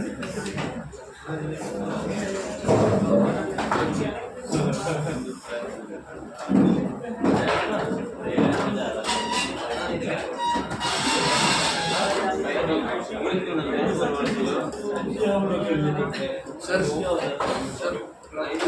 आप डीप पाइप लगाएंगे, इसको ही बोलेंगे प्रोजेक्शन। वो डीप पाइप लगाएंगे। ये पुशअप नहीं होता है ना, होता है।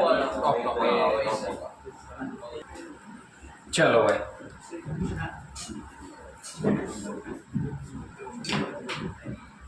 इसको आपको ऐसे पकड़ के रखना है, बरोबर। अच्छा आगे ले लो, हाँ बरोबर, पकड़ रख, ओके।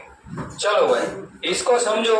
चलो ये रिपीट हो रहा है, हाँ। एलिवेशन, प्रोजेक्शन और ओरिएंटेशन। ये एज्यूम करो कि सेल है, ये क्या एज्यूम करना है, सेल है। ये एज्यूम करो कि एक नोजल है, बरोबर। अभी मेरे को यहां पर इसका फिटअप करना है, वो कैसे पता चलेगा?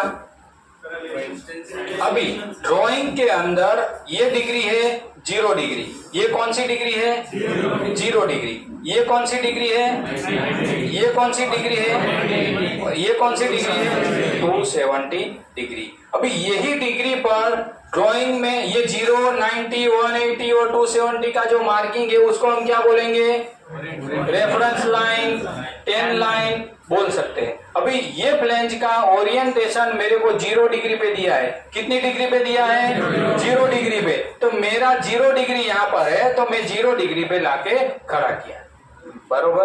अभी यहां से यहां डिस्टेंस कितना है उसको हम क्या बोलेंगे, एलिवेशन। एलिवेशन मेरे को 1000 mm पे दिया है। कितने mm पे दिया है, 1000। तो यहां से मैंने यहां पर 1000 mm पे, 1000 mm मतलब पाइप का सेंटर लाइन, इसका सेंटर, किसका सेंटर, इसका सेंटर। यहां से यहां मैंने मार्किंग किया। ये पहले मार्किंग होता है, डायरेक्ट प्लेन वो नोजल लाके खड़ा नहीं करना है। ये मैंने यहाँ से 0 डिग्री लिया, उसका मार्किंग किया, यहाँ से 1000 mm उसका मार्किंग किया, बरोबर। अभी मेरे को ये फ्लेंज है, तो फ्लेंज और पाइप का हाइट कितना लेना है वो उसको मेरे को कैसे पता चलेगा, प्रोजेक्शन।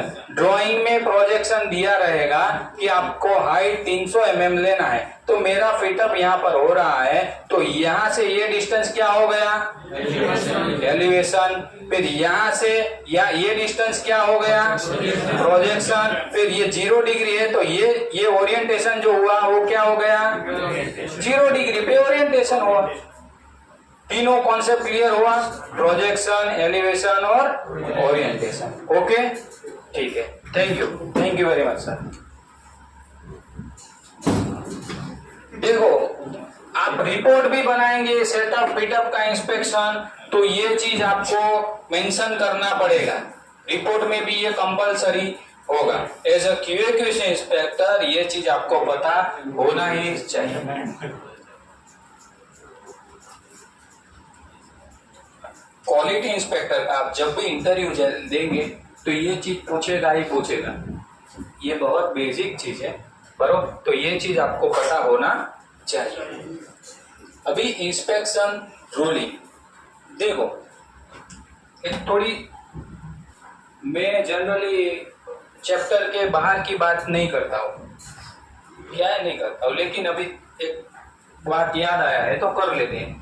आपको क्या लग रहा है, आपको बहुत नॉलेज होगा, एएसएमई कोड का सब मालूम होगा, ये सब चीज मालूम होगा, तो आपका पोस्टिंग और सैलरी बढ़ जाएगा? हाँ प्रैक्टिकल प्रैक्टिकल नॉलेज भी है, चलो आपको प्रैक्टिकल नॉलेज भी है, एएसएमई कोड भी पता है, सब कुछ पता है, तो आपका सैलरी और पोस्ट बढ़ जाएगा क्या? बढ़ जाएगा।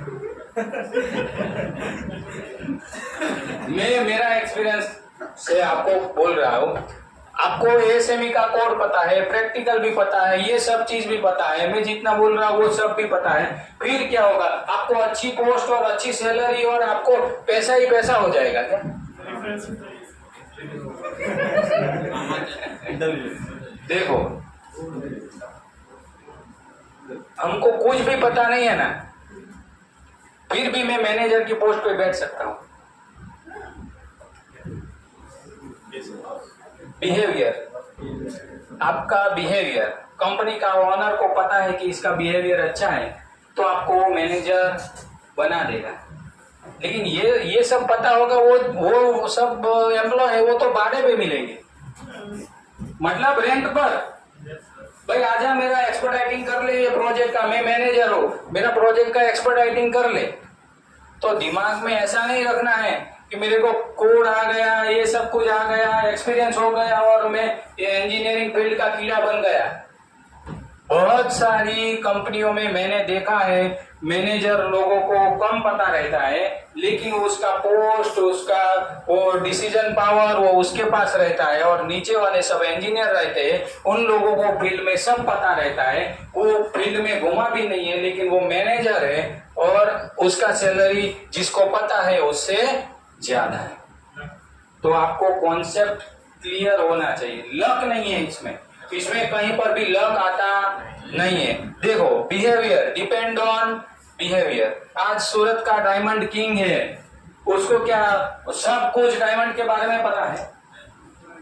उसका बिहेवियर, उसका नेचर में ऐसा है कि मेरे एम्प्लॉय का मुझे गलत करना नहीं है। सिर्फ उसको उतना ही पता है कि मेरे अंडर में जितने काम कर रहे हैं मेरे को उसका गलत करना नहीं है। आज वो डायमंड किंग है, बहुत पैसा कमा रहा है, लेकिन उसको ऐसा नहीं है कि सब चीज आता है, सब चीज आता है उसको, उसी के पास पैसा होगा, ऐसा इंडस्ट्री में होता नहीं।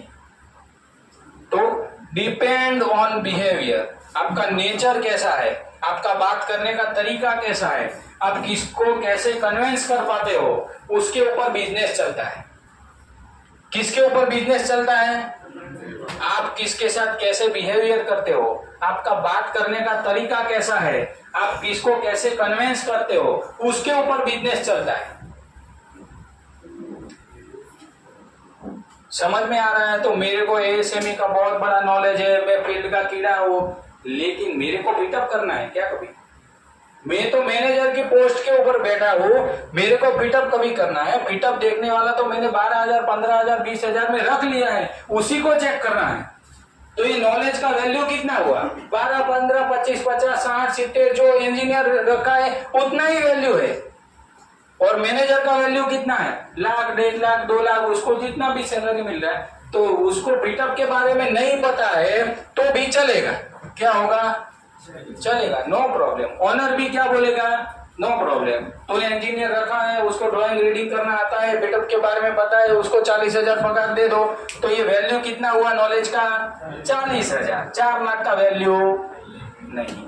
लेकिन अगर आपका बिहेवियर अच्छा है, कन्विंसिंग पावर अच्छा है, आपका नेचर अच्छा है, आपको कम आता है, फिर भी आपको बढ़ते मिलेगा, पोस्टिंग मिलेगा और आगे आप इंडस्ट्री में बढ़ेंगे। समझ में आया?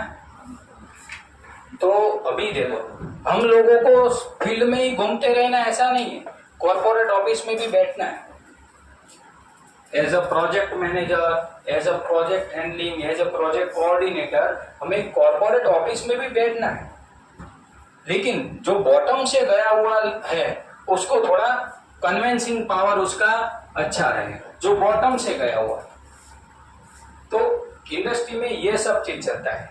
बहुत नॉलेज है, लेकिन वो हर रोज ऑनर के साथ झगड़ता रहता है तो चलेगा? ऑनर दूसरे दिन बोल देगा कि सर आप मत आइए। जिसको कम नॉलेज है लेकिन ऑनर के साथ बिहेवियर अच्छा करता है, अच्छे से बात करता है, टेक्निकली थोड़ा वो जान लेता है, तो वो लंबा घोड़ा है। समझ में? नॉलेज है लेकिन आप छोटी छोटी बातों में हाइपर हो जाते हैं। नॉलेज है तो छोटी छोटी बातों में हाइपर हो जाते हैं। मतलब पीटर ने गलती किया, बिल्टअप अच्छा नहीं किया और उसने अपना पीटर को जाके आपने एक जोर से ठोक दिया, तो आप गुड इंजीनियर है क्या? आपको नॉलेज है लेकिन आपके नॉलेज का आपने क्या किया? गलत किया। इस्तेमाल ऐसा नॉलेज का नहीं करना है। गलती हुआ तो उसको करेक्ट करो, करेक्शन करो और आगे बढ़ो। तो ये चीज आपको दिमाग में रखना है कि ये सब जानकारी लेने के बाद भी हमारा सैलरी बढ़ जाएगा, ऐसा नहीं है। बिहेवियर कम, मैंने ऐसे बहुत सारे लोग इंजीनियरिंग में देखे जिनको कम पता है, कम आता है, लेकिन उसका बिहेवियर, काम करने का तरीका, बात करने का तरीका, प्रॉब्लम को सॉल्व करने का तरीका, एक अच्छी हैबिट रहती है उन लोगों की, उसकी वजह से वो लोग आज आगे हैं। तो ये चीज भी दिमाग में रखना है। कम पता है तो भी टेंशन लेना नहीं है। आपका बिहेवियर, आपका बात करने का तरीका, आपका खड़ा रहने का तरीका, आपका दिमाग में रहना चाहिए कि मैं जो कंपनी में काम कर रहा हूं उसका मुझे कभी गलत करना नहीं है। चाहे वो 5,000 सैलरी दे या 50,000 सैलरी दे, लेकिन मैं जहां खड़ा हूं वहां पर मेरे को कोई गलत करना नहीं। अगर ये दिमाग में है तो आप आगे बढ़ जाएंगे। कोई ना कोई आपका हाथ पकड़ने वाला मिल ही जाएगा। समझ में आया?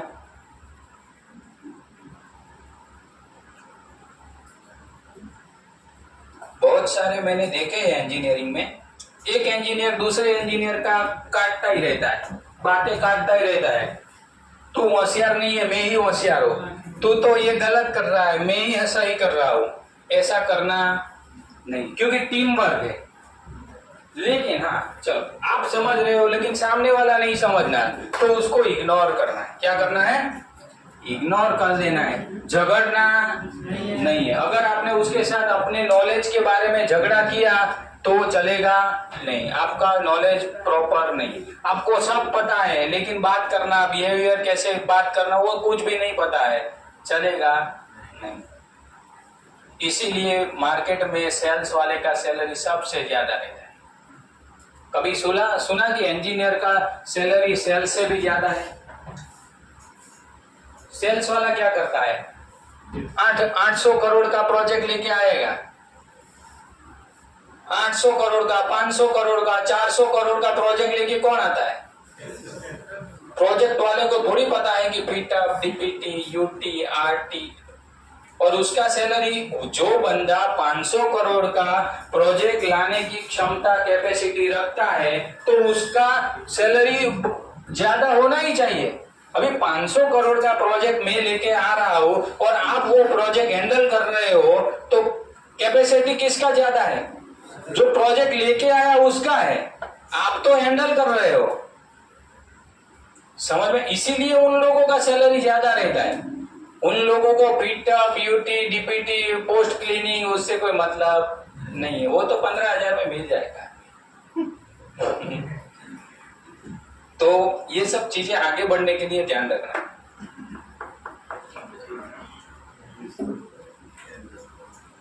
जब मेरा पहला कंपनी था उस टाइम पे हमने भी बहुत मजदूरी किया। स्टोर में वो ट्रॉली लेके जाते थे, वो व्हील उठाते थे, लेके आते थे, कॉटन हाथ साफ करने के लिए जाते थे, लेने के लिए, व्हील लेने के लिए भी हम ही जाते थे। हाँ, ITI होल्डर हमारे अंडर में दिए थे, लेकिन शुरुआत के दौर में हमने भी बहुत काला हाथ किया। हाथ धोने का भी टाइम नहीं मिल रहा था क्योंकि ट्रेन छूट जाती थी। दौड़ के आते थे प्लेटफॉर्म पे, वो कपड़ा धोने का भूकी आता है ना, वो जेब में पड़ी की रखते थे, प्लेटफॉर्म पे आके इसका लेके ऐसे ऐसे धो देते थे, क्योंकि ऑयल वाला, ग्रीस वाला हाथ रहता था। तो बहुत सारा भी बैग हमारा घर पे बोल दिया था किसी को टच करने का नहीं, क्योंकि बहुत वो गंदा रहता है। तो ग्रीस वाला ऑयल वाला हाथ धोने का भी टाइम नहीं रहता है। अगर वो हाथ धोने जाएंगे तो ट्रेन छूट जाएगा। 1-1.5 किलोमीटर तो दौड़ के जाते थे, उतना हाँफ जाते थे वहां प्ले ट्रेन आया कि नहीं, हाँ ट्रेन 10 मिनट लेट है, हाँ रुको अभी हाथ धो। ऐसा हाल होता है। शुरुआत के दौर में ऐसा सब कष्ट होता है, लेकिन झुकना नहीं है। ठीक है, चलो अभी इंस्पेक्शन रूलिंग स्टार्ट करते हैं। Based on inspection measurement and records, acceptable setup shall be released for further work. Acceptable जो सेटअप फिटअप है उसको फर्दर वर्क के लिए रिलीज करना है। In the inspection module third party inspection clearance shall be obtained whenever applicable by getting the relevant report signed by third party. Third party से भी fit up का इंस्पेक्शन है, उसको भी विटनेस है। अगर आईटीपी में क्यूएपी में लिखा है कि थर्ड पार्टी को भी फिटअप इंस्पेक्शन करवाना है तो उसका भी रिपोर्ट बना के साइन करवा लेना है। Unacceptable setup shall be rejected with the reason in the system. Permissible tolerance for elevation, देखो अभी किसकी बात हो रही है? परमिसिबल टॉलरेंस की बात हुई। कौन कितने कितने चीज का tolerance? Elevation, orientation, tilting, straddling of nozzle, projection shall be as per drawing और कस्टमर स्पेसिफिकेशन। टॉलरेंस कहाँ लिखा होगा? ड्राइंग में और कस्टमर का स्पेसिफिकेशन। ड्राइंग में जनरली मिल जाएगा, लेकिन कुछ नहीं मिला, कुछ छूट गया तो सीधा क्लाइंट को फोन करना है, सर मुझे यहाँ टॉलरेंस नहीं मिल रहा है, आप थोड़ा सपोर्ट करो, और या मेल कर देना है, वो आपको सपोर्ट करेगा। Tolerance on WP as per applicable drawing, सब चीज ड्राइंग में लिखा होगा। आज जितना भी नोजल फिटअप इंस्पेक्शन है वो सब ड्राइंग में मेंशन होगा। Ovality of shell section shall be within 1% of diameter of shell, ये कोड बोल रहा था। और ये चीज भी ड्राइंग में मेंशन होगा कि ओवलिटी सेल का है, डिशन का है, ओवलिटी कितना एक्सेप्ट करना है, तो ये चीज भी ड्राइंग में लिखा होगा। ओवलिटी क्या है वो कल हमने डेप्थ में थोड़ा देखा था। रिकॉर्ड बनाना है, नोजल फिटअप इंस्पेक्शन रिपोर्ट। क्या बनाना है? Nozzle fit up inspection report. वो भी कैसे बनता है आपको भी बनाना पड़ेगा। क्या करना पड़ेगा? आप कोई कंपनी में बैठे हुए हो एज ए क्वालिटी इंस्पेक्टर को, आपको भी कंप्यूटर में वो नोजल फिटअप रिपोर्ट बनाना पड़ेगा। ठीक है, अभी देखो ये भाई क्या कर रहा है?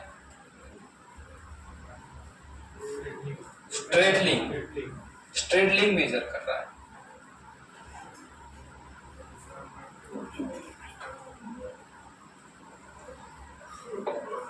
देखो हम कुछ भी मेजर करने जाते हैं, फिटअप इंस्पेक्शन करने जाते हैं, तो ऐसा यहाँ नोट रहता है, ये N3 नंबर नोजल है, मार्किंग कंपलसरी होना चाहिए, क्योंकि आपको क्या करना है? एविडेंस लेना है। एविडेंस लेने के लिए अगर ऐसे ही नोजल के आपके पास 50 फोटो हो जाएंगे तो कौन सा क्या था, कौन से प्रोजेक्ट का था, कौन सी नोजल थी वो पता चलेगा नहीं। तो आपको पहले बोलना है कि सर वो कौन सा नोजल है, ड्राइंग में लिखा होगा N3 है, N1 है, M1 है, मेन होल है कि क्या है, तो उसका चौक से मार्किंग कर देना है। तो ये लिखा इसने N3, ये एक इंटरनल जॉब का कोड है। और ये क्या है?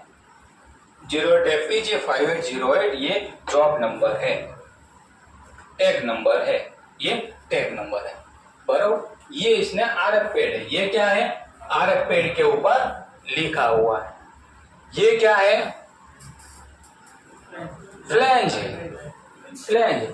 ये अंदर इतना पोर्शन क्या है?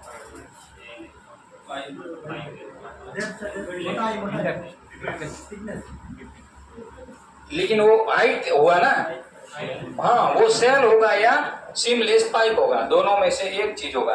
सेल इसी हो, देखो सेल बोल रहे हो तो कंफ्यूज नहीं होने का, क्योंकि एक मेन सेल रहता है, उसको हम क्या बोलते हैं? Main shell. फिर छोटा छोटा सेल तो मेन हॉल में भी लगता है, कहीं पर भी वो छोटा छोटा सेल लगता है, तो मेन सेल इसीलिए बोलते हैं कि ये मेन सेल है।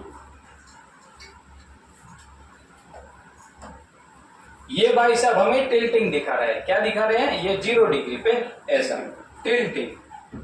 ये क्या चेक किया हमने, ग्रुप। ये फिलेट टाइप है, डिसेंट है, डिसेंट के ऊपर ये एक नोजल है, ये क्या है, नोजल है, ये नोजल फिटअप किया, ये डिसेंट है, इसका देखो यहाँ और ऐसा एंगल बना, तो इसको हम क्या बोलेंगे, कौन सा जॉइंट, फिलेट जॉइंट बोलेंगे। इसका भी अभी ये देखो, ये फ्लेंज है, ये क्या है, फ्लेंज। तो पाइप के साथ जो फ्लेंज यूज किया वो भी स्टैंडर्ड है कि नहीं, ड्राइंग में मेंशन होगा, वो भी मटेरियल आइडेंटिफिकेशन उसका करवाना पड़ेगा। क्या, ऑलरेडी इनकमिंग मटेरियल इंस्पेक्शन जब हम करते हैं तब ये फ्लेंज का थर्ड पार्टी का भी इंस्पेक्शन हुआ होगा, एज पर प्रोजेक्ट की रिक्वायरमेंट है। तो ये सब कुछ मार्किंग है। पार्ट नंबर कौन सा है, ये N8 लिखा है, ये थर्ड पार्टी का स्टैम्प है। समझ में आ रहा है। नेक्स्ट ये चीज, ये भाई क्या चेक कर रहा है, रूट गैप। ये क्या चेक कर रहा है, ग्रूव एंगल भी बोल सकते हैं, ग्रूव एंगल भी बोल सकते हैं। देखो ये डिसेंट है या सेल है, इसके ऊपर जहां पर हम नोजल फिटअप कर रहे हैं उसके ऊपर ऐसा मार्किंग होना चाहिए, कंपल्सरी है। देखो एमओसी मटेरियल आइडेंटिफिकेशन कौन सा है, SA 516 ग्रेड 70। फिर ये हीट नंबर लिखा है 343575, ये हीट नंबर लिखा हुआ है। ये प्लेट का कुछ आइडेंटिफिकेशन है, ये एक इंटरनल IPL जॉब नंबर है, ये ये मैन्युफैक्चरिंग का सीरीज नंबर है, ये वेंडर का एक इंटरनल जॉब नंबर है, ये पार्ट नंबर है, ये क्या है, थर्ड पार्टी का स्टैम्प है, ये भी थर्ड पार्टी का स्टैम्प है। अच्छे वेंडर रहते हैं उनका खुद का कंपनी का भी एक स्टैम्प रहता है, हार्ड स्टैम्प। तो ये शायद समझो कि ये कंपनी का हार्ड स्टैम्प है, तो ये 2 स्टैम्प है वो थर्ड पार्टी का है, ऐसा भी होता है दोनों का। अच्छी कंपनी में खुद L&T है तो L&T का भी एक स्टैम्प रहेगा। ये हमने क्या चेक किया, वाटर लेवल। सभी डिग्री पे वाटर लेवल चेक करना है नोजल फिटअप से पहले, कि जॉब पहले करंट बरोबर पोजीशन में पड़ा है कि नहीं पड़ा है। अभी समझो ये जॉब है तो ये जॉब ऐसा पड़ा हो सकता है, ऐसा भी हो सकता है, नीचे रोलर रहता है, ये एंड में और ये एंड में रोलर रहता है। मैंने कल बोला था ना वो रिमोट रहता है, रिमोट से ऐसा जॉब गोल गोल गोल गोल गोल ऐसा घूमता रहता है। तो आपको वो भी देखना है कि जॉब इधर पड़ा है इधर पड़ा है, वो हमको कैसे पता चलेगा, वाटर लेवल से पता चलेगा। ये देखो ये क्या किया है, किसका पंचिंग है, रेफरेंस लाइन 10 लाइन वर्ड आया था ना, तो वो चीज है।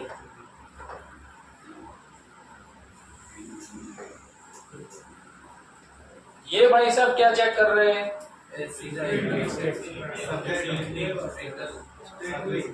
नोजल का लेवल चेक कर रहे हैं। ये नोजल है वो ये साइड झुक तो नहीं गया है ना, क्या चेक कर रहे हैं,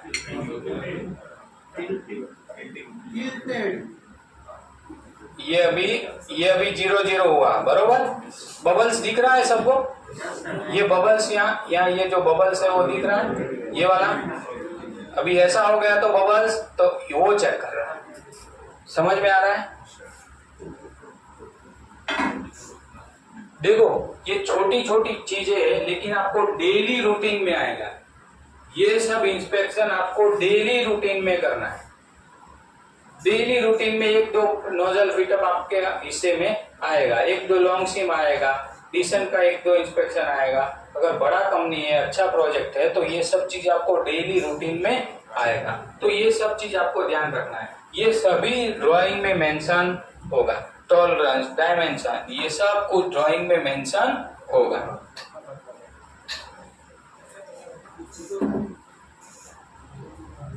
देखो ये भाई साहब क्यों है, यहां से टेप मार के यहां तक लिया,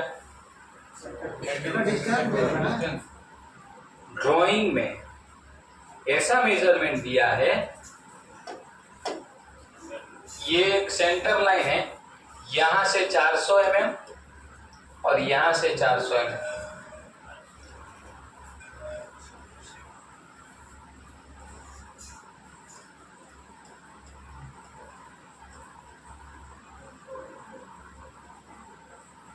ड्राइंग में इसका सेंटर से यहाँ सेंटर तक 400, यहाँ सेंटर से इसका सेंटर तक 400, ऐसा 800 mm का टोटल मेजरमेंट दिया है। तो ये भाई साहब यहाँ से चेक करेंगे और यहाँ पर देखेंगे तो 800 मिलेगा।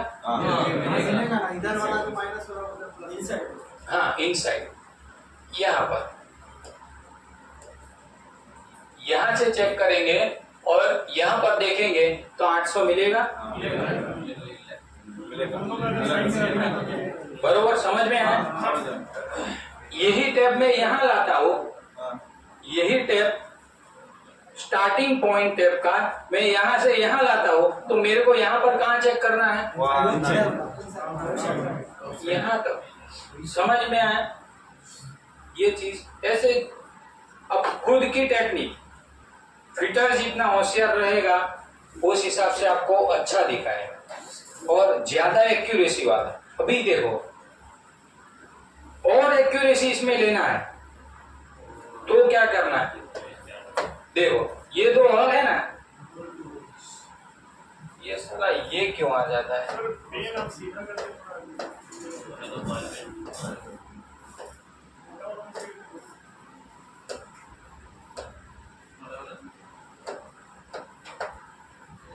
अभी देखो, और इसमें ज्यादा एक्यूरेसी मतलब क्या है कि ड्राइंग में जहां से मेजरमेंट दिखाया वहां से ही मेजर करना है और ड्राइंग में जहां एंड किया वहां पर ही में एंड करना है, तो उसको क्या बोलेंगे?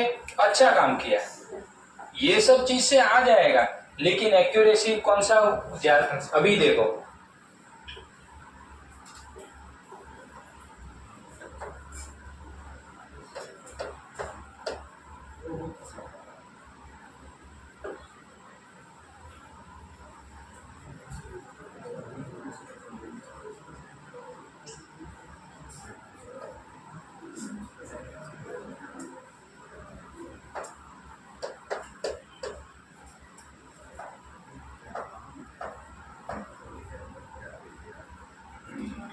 ऐसा करना है। क्या करना है? स्ट्रेट एज से करना है। किससे करना है? स्ट्रेट एज से ऐसा करना है। फिर ये जो पॉइंट मिला ना, दिख रहा है आपको? ये जो पॉइंट मिला उसको हमें क्या करना है? जॉइंट कर लेना। तो ये हमको मिल गया फ्लेंज का सेंटर। सेम चीज ऊपर करना है। फिर क्या करना है? एक स्ट्रेट एज, ये इसको स्ट्रेट एज यहां पर रखना है। कहां रखना है? ये स्ट्रेट एज है, समझो।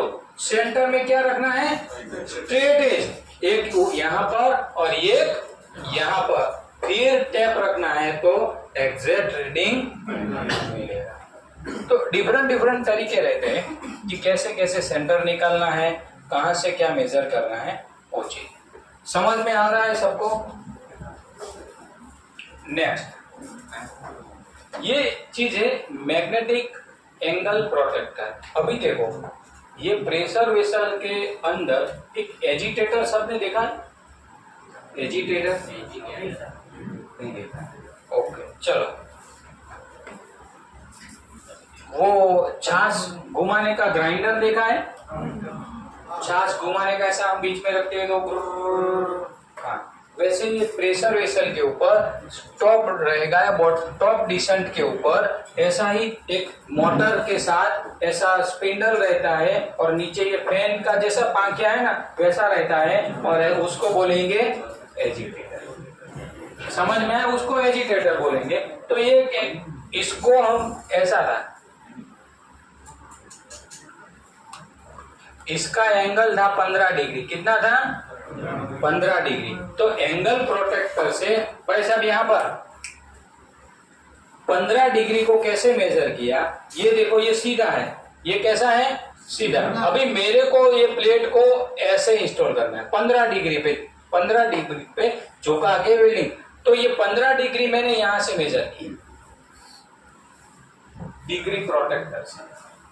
समझ में आया? इसका रीडिंग एक देखो दिख रहा है, ये 0 है यहाँ पर।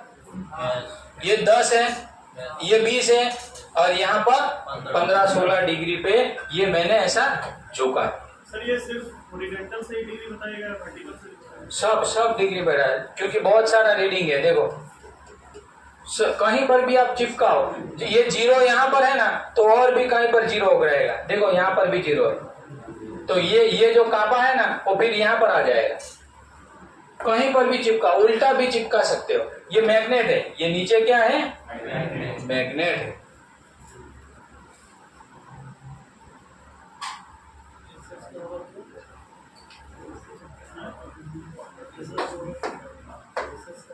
देखो ये 45 डिग्री पे स्पिरिट लेवल चेक करते हैं। 45 डिग्री पे छेड़े पे ये बबल्स दिख रहा है यहाँ पर, तो इसको ऐसे चेक करना है। ये चीज क्या है? इसको लिम्पेट कॉइल बोलेंगे। क्या बोलेंगे? Limpet coil. लिम्पेट कॉइल मतलब ट्यूब रहेगा, उसका हाफ हो जाएगा। क्या हो जाएगा? ये समझो कि पाइप या ट्यूब है, तो इसका मैं हाफ कर दूंगा, 50% कर दूंगा और पूरा चिपकाऊंगा, तो उसको क्या बोलेंगे? लिम्पेट। लिम्पेट वाला। ये क्या है? इंसुलेशन क्लिट। ये क्या है? इंसुलेशन क्लिट। इंसुलेशन क्लिट इससे क्या होता है? भाई इंसुलेशन क्लिट का फंक्शन क्या है वो कल समझाया था। इंसुलेशन क्लिट का फंक्शन क्या है वो कल समझाया था। कल भी इंसुलेशन क्लिट आया था फोटोग्राफ में। वो इंसुलेशन को होल्ड करने के लिए, अभी ये जॉब बन गया, इसके अंदर 200 डिग्री टेम्परेचर रहने वाला है, तो हीट लॉस ना हो उसके लिए क्या लगाना पड़ेगा? इंसुलेशन लगाना पड़ेगा। तो इंसुलेशन को ऐसे चिपका दिया तो ऐसे ही रहेगा क्या? तो उसको होल्डिंग करने के लिए क्या है? ये सब क्लीट रहता है। क्लीट के साथ तार बार या बोल्टिंग से इंसुलेशन क्लीट को अच्छे से इंसुलेशन को चिपकाया जाता है। रॉकवूल कंपनी का आता है। कौन सी कंपनी का? रॉकवूल कंपनी का। ग्लास वूल भी बोलते हैं, ब्लैंकेट भी बोलते हैं। ब्लैंकेट रहता है, नॉर्मल रहता है, गद्दा तकिया बिना का ब्लैंकेट। समझ में आ रहा है? नेक्स्ट, इसको क्या बोलेंगे? Straight edge. बहुत टाइप का स्ट्रेट एज आता है, छोटा बड़ा, इससे भी बड़ा, बहुत चीज का। तो ये स्ट्रेट एज है। ये सब चीज क्या है? ये एक प्रेशर वेसल के ऊपर का टॉप का सीन है। क्या है? प्रेशर वेसल के ऊपर का सीन है। ये जैकेटेड नोजल है। ये क्या है? जैकेटेड नोजल है। ऑलरेडी नोजल फिटअप हो जाता है, उसके बाद जैकेट लगाया जाता है। ये J1 है, ये J2 है, ये नीचे रहेगा और ये ऊपर रहेगा। ये सब प्लेटफॉर्म के लिए लगाया हुआ है। जॉब के ऊपर एक प्लेटफॉर्म बनेगा चलने के लिए। इसका अभी समझो कि इसका मेंटेनेंस करना है, 3 साल के बाद मुझे इसका मेंटेनेंस करना है, तो खड़ा रहने का जगह प्लेटफॉर्म बनाना पड़ेगा ना। तो ये जो चीज है वो प्लेटफॉर्म लगेगा इसके ऊपर, कि नोजल के ऊपर बैठ के पाइपिंग कर सकते हैं, सब चीज कर सकते हैं। इसको क्या बोलेंगे? सेरेशन। क्या बोलेंगे? सेरेशन बोलेंगे। फ्लेंज इंस्पेक्शन, जब हम फ्लेंज का टाइप वो सब देखेंगे तो सेरेशन भी हम पूरा डेप्थ में देखेंगे। देखो इसको इसके ऊपर ही क्यों रखा? स्टेनलेस स्टील है और दूसरा फ्लेंज है। क्या है? फ्लेंज है। फ्लेंज का सेरेशन डैमेज ना हो उसकी वजह से। चलो SS नहीं होगा, CS होगा, तो भी अपने को तो ऐसे ही रखना पड़ेगा ना, क्योंकि सेरेशन तो दोनों में आएगा। तो सेरेशन डैमेज ना हो उसकी वजह से ये चीज रखा है। ये फ्लेंज का टाइप है वेल्ड नेक फ्लेंज। क्या है? वेल्ड नेक फ्लेंज। देखो इसका वेल्डिंग हो चुका है, इसका फिटअप हुआ है। क्या हुआ है? फिटअप हुआ है। वेल्डिंग होने के बाद इसका ये जो सपोर्ट था वो इसमें निकाल दिया। अभी ये जो चीज बचा है ना वो थोड़ा वो ग्राइंडिंग करके निकल जाए। गुड इंजीनियरिंग प्रैक्टिस के हिसाब से हमें काम करना है। ड्राइंग क्या बोल रहा है उसके हिसाब से हमें काम करना है। जब भी हम नोजल फिटअप करते हैं तो ये इनसाइड कटिंग का जो भी बर है ना, ये सब, ये जितना भी बर है कटिंग का वो सब कुछ क्लीन हो जाना चाहिए, कंप्लीट हो जाना चाहिए। तो ये सब चीजों पे हमको फोकस करना है, क्योंकि अगर ऐसी चीज पे हम फोकस नहीं करेंगे तो क्वालिटी इंप्रूव होगा नहीं। तो अगर ये चीज में हमने ध्यान नहीं दिया तो कंपनी को क्वालिटी इंस्पेक्टर रखने का कोई फायदा नहीं हुआ। अगर वहां पर जाके जॉब में कंप्लेन आएगा कि यहाँ पर हमको बर मिल रहा है तो उसका मतलब क्या हुआ कि क्वालिटी इंस्पेक्टर ने ध्यान दिया नहीं है। बर है, कोई शार्प पेज है, वो तो छूटना ही नहीं चाहिए। इसके लिए कोई ड्राइंग में लिखा होगा बर निकालो, शार्प पेज निकालो। वो as a standard good engineering practice के हिसाब से हमें काम करना है।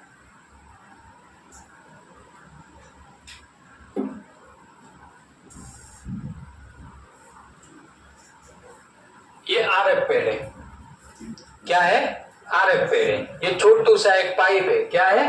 पाइप है। ये पाइप के ऊपर ऐसा एल्बो लगा है। क्या लगा है? एल्बो लगा है वेंटिंग के लिए। इसका पर्पस जनरली वेंटिंग के लिए या स्टीम निकलने के लिए ऐसा होता है।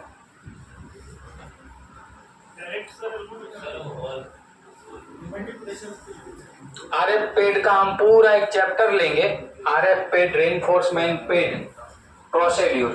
तो उसमें पूरा RF पेड ही चलेगा, सिर्फ RF पेड। जैसे भी कैसा नोजल चल रहा है, फिटअप चल रहा है, ये सब वैसे ही पूरा RF पेड चलेगा। उसमें पूरा डेप्थ में देखेंगे।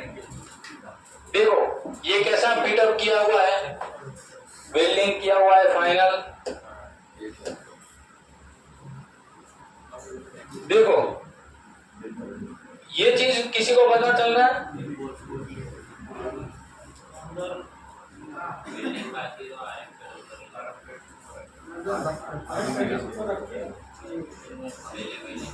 कॉन्सेप्ट देखो, ये जो चीज है ना वो क्या है? RF पेड है। अभी उसने यहाँ पर एक पास मार दिया है ना, एक पास यहाँ मार दिया है। इसको धीरे धीरे थोड़ा फाइनल करेगा, फिर उसका डीपीबीपी या कोई यूटी कुछ करना है तो वो कर लेगा, फिर इसको RF पेड को लगाएगा। क्योंकि ये प्रोजेक्ट की रिक्वायरमेंट ऐसी है कि RF पेड में जॉइंट चाहिए नहीं। अगर मुझे RF पेड में जॉइंट नहीं चाहिए तो मुझे कौन सा तरीका यूज करना पड़ेगा? ये तरीका। समझ में आ रहा है? RF पेड में जॉइंट चलेगा नहीं। उसके लिए स्पेशल क्लाइंट के पास रिक्वेस्ट करना पड़ेगा, सर ऐसा ऐसा मैं फंस गया हूँ, मेरा गलती हो गया है, पैर पड़ना पड़ेगा। उसके बाद ही वो परमिशन देगा। वो भी शायद देगा नहीं, क्योंकि मैंने अभी तक RF पेड में कहीं पर जॉइंट देखा नहीं है। जॉइंट आएगा नहीं। तो ये जुगाड़ रहता है। ये उसने एक दो पास मार के छोड़ दिया है, फिर इसको फाइनल करेगा, उसका एनडीटी का कुछ भी इवैल्यूएशन बाकी है तो वो चीज करेगा, फिर ये RF पेड यहाँ लाएगा और चिपकाएगा। क्लियर हुआ? ये बहुत डेप्थ में मैं जा रहा हूँ। ये सब चीजें आप फील्ड में जाएंगे तभी थोड़ा ज्यादा डिटेल में पता चलेगा। ये देखो इसने टैगिंग किया हुआ है, कैसा फर्स्ट क्लास टैगिंग है। गैप भी एकदम कंप्लीट दिख रहा है ना हमको। गैप भी कहीं पर गैप कम है, कहीं पर बहुत ज्यादा बढ़ गया है, ऐसा फिटअप नहीं है। तो इसको हम गुड फिटअप बोलेंगे। देखो पैरेलल गैप हमको दिख रहा है, कोई जगह टच हो गया है और कोई जगह ज्यादा हो गया है, ऐसा होना नहीं चाहिए। अगर ऐसा किया तो क्या होगा? समझो कि यहाँ मैंने ये डिशन को टच कर दिया और उधर थोड़ा गैप बढ़ा दिया तो क्या होगा? गेज कट जाएगा, वेल्डिंग मारेगा, गेज कट कर जाएगा और फिर वो वाटर लेवल करेंगे ना, तब वाटर लेवल ही नहीं हो पाएगा, क्योंकि ये डिशन तो थोड़ा टिल्टेड होगा। पूरा डिशन, हम तो अभी नोजल की बात कर रहे हैं। फिटअप अगर सेल और डिशन का प्रॉपर नहीं हुआ है तो पूरा डिशन और फ्लैंज यहाँ से ऐसा जाएगा और सेल पूरा सीधा होगा। तो ये फिटअप में इसीलिए बहुत ध्यान रखना है।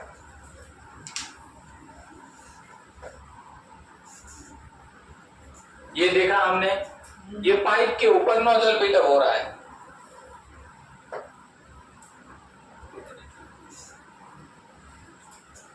ये एक क्रेसल है,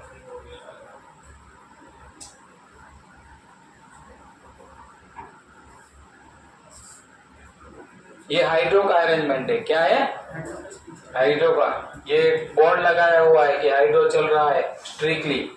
ये बैरिकेड किया हुआ है। ये क्या किया है? बैरिकेड किया है। ये हाइड्रो के लिए मशीन है। ये हॉस पाइप है। क्या है? हॉस पाइप है। हाइड्रो टेस्ट का पूरा एक दिन चैप्टर चलेगा। हाइड्रो टेस्ट कैसे करना है, क्या क्या ध्यान रखना है, पूरा दिन हाइड्रो टेस्ट चलेगा।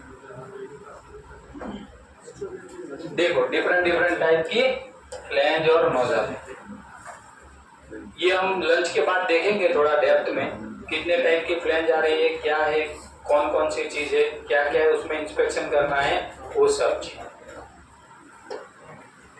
देखो अभी इंस्पेक्शन रिपोर्ट आया, चलो भाई सबका फोकस अभी यहाँ पर होना चाहिए। देखो ये XYZ कंपनी का एक इंस्पेक्शन रिपोर्ट है। क्या है? XYZ कंपनी का इंस्पेक्शन रिपोर्ट। ये जॉब नंबर इंटरनल डाला हुआ है, बरोबर, कंपनी ने इंटरनल जॉब नंबर डाला। ये कौन सा क्लाइंट है उसकी बात हो रही है, ये PO नंबर की बात हो रही है, ये कौन सा कोड यूज किया वो डाला हुआ है, बरोबर। डेट डाला हुआ है, ड्राइंग नंबर डाला हुआ है, इक्विपमेंट डाला हुआ है और इंस्पेक्शन एजेंसी कौन सी है वो चीज डाला है। ये रिपोर्ट बनाना भी आना चाहिए। अगर आपने इंस्पेक्शन एकदम अच्छा किया लेकिन रिपोर्ट में आपने ओरिएंटेशन ही नहीं डाला तो क्या होगा? अच्छा किया हुआ काम के ऊपर भी पानी फिर जाएगा। लेकिन आपने इंस्पेक्शन अच्छा नहीं किया और रिपोर्ट एकदम अच्छा बनाया तो क्या होगा?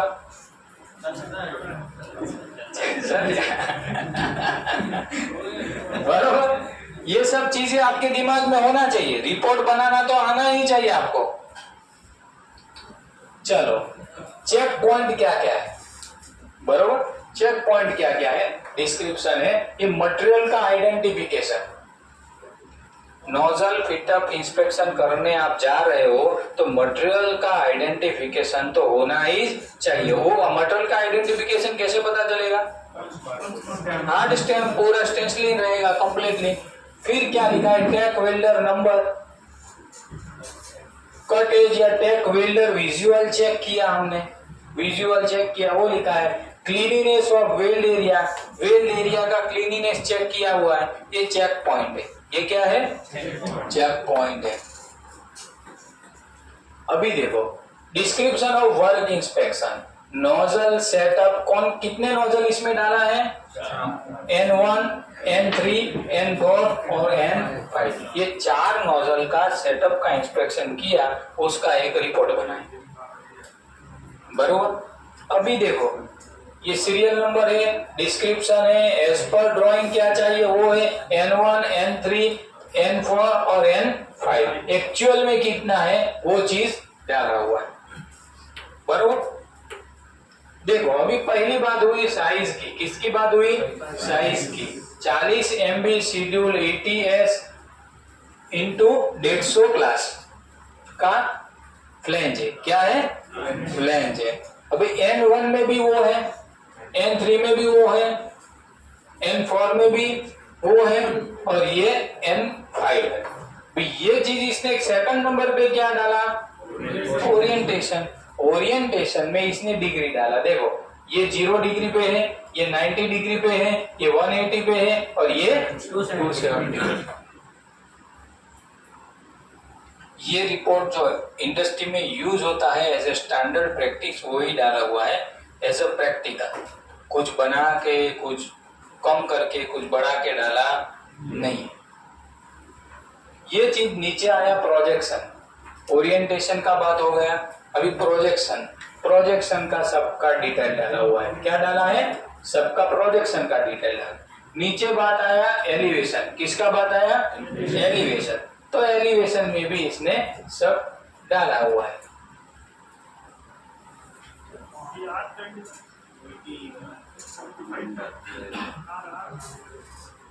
क्या R2 भाई नहीं, तो वो हैज लिखा हुआ है, ये हैज लिखा हुआ है, TTL टिल्टिंग लाइन वो लिखा हुआ है और कुछ नहीं है। फिर यहाँ डाला वेल्ड डिटेल, क्या डाला? Weld detail. सिंगल वी है, सब में सिंगल वी है, क्या है? सिंगल वी है। फिर ये जॉइंट नंबर डाला, ये क्या है? यहाँ पर जॉइंट नंबर, उसका भी हम कुछ नामकरण करेंगे ना, उसका भी नामकरण करेंगे कि ये जॉइंट 100 नंबर का है, दूसरा जॉइंट 101 नंबर का है, तीसरा जॉइंट 103, उसका भी RTDP कुछ दिया है तो आइडेंटिफिकेशन मिलेगा। तो हमको जॉइंट नंबर भी डालना है। फिर लिखा है V edge preparation degree, V edge preparation degree, तो इसमें डिग्री कितना दिया है? 45 डिग्री का वी एज बनाना है, इसमें कम कर दिया, देखा नोजल फिटअप है उसकी वजह से। ये रूट गैप चेक करना है, रूट बेस चेक करना है, ये क्या है? Tiltation, found okay, found okay, found okay. Bolt hole, bolt hole. Straddle किसका? Found okay, found okay, found okay. Bolt का हॉल, इसकी बात चल रही है, किसी में 4 होता है, किसी में 8 होता है, किसी में 12 रहता है, जितनी साइज जितना बड़ा क्लास और उसके हिसाब से बोल्ट हॉल का भी हमें इंस्पेक्शन कर लेना है। यहाँ पर लिखा है fit up inspected and found satisfactory, release for further process, all dimension are in mm unless otherwise specified. देखो यहाँ पर इंस्ट्रूमेंट कैलिब्रेशन डिटेल लिखा है। नोजल फिटअप इंस्पेक्शन के टाइम पर भी हमने जो भी इंस्ट्रूमेंट यूज किया है उसका डिटेल रिपोर्ट में आए, बरोबर। देखो ये जो है ASME सेक्शन 8 डिवीजन 1 के हिसाब से बना है, बरोबर। ASME सेक्शन 8 डिवीजन 1 के हिसाब से ये प्रोसीड्यूर बना है। क्लाइंट बोलेगा कि उसको कौन से कोड के हिसाब से बनाना है, तो उसके हिसाब से हमें चलना है। ये प्रोडक्शन इंजीनियर का साइन आएगा, क्वालिटी इंजीनियर का आएगा, TPI का आएगा, कोई भी रहेगा तो वो चीज आएगा। ये सेम चीज है nozzle setup inspection N2, N7 और N8 का, इसमें भी सब चीज सेम।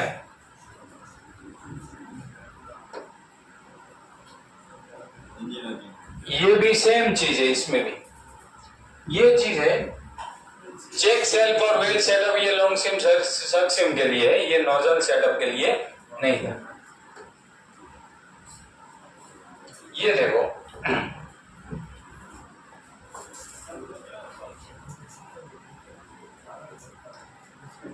इसमें क्या दिया है इसने, देखो एक प्रोजेक्ट में कितने सारी नोजल रहती है, कितना बड़ा रिपोर्ट रहता है, वो सब देखना जरूरी है। इसमें भी क्लाइंट, PO नंबर, ये सब कुछ डाला हुआ है, tag number, drawing number, inspected bye, सब डाला हुआ है, बरोबर। अभी यहाँ डाला इसने नोजल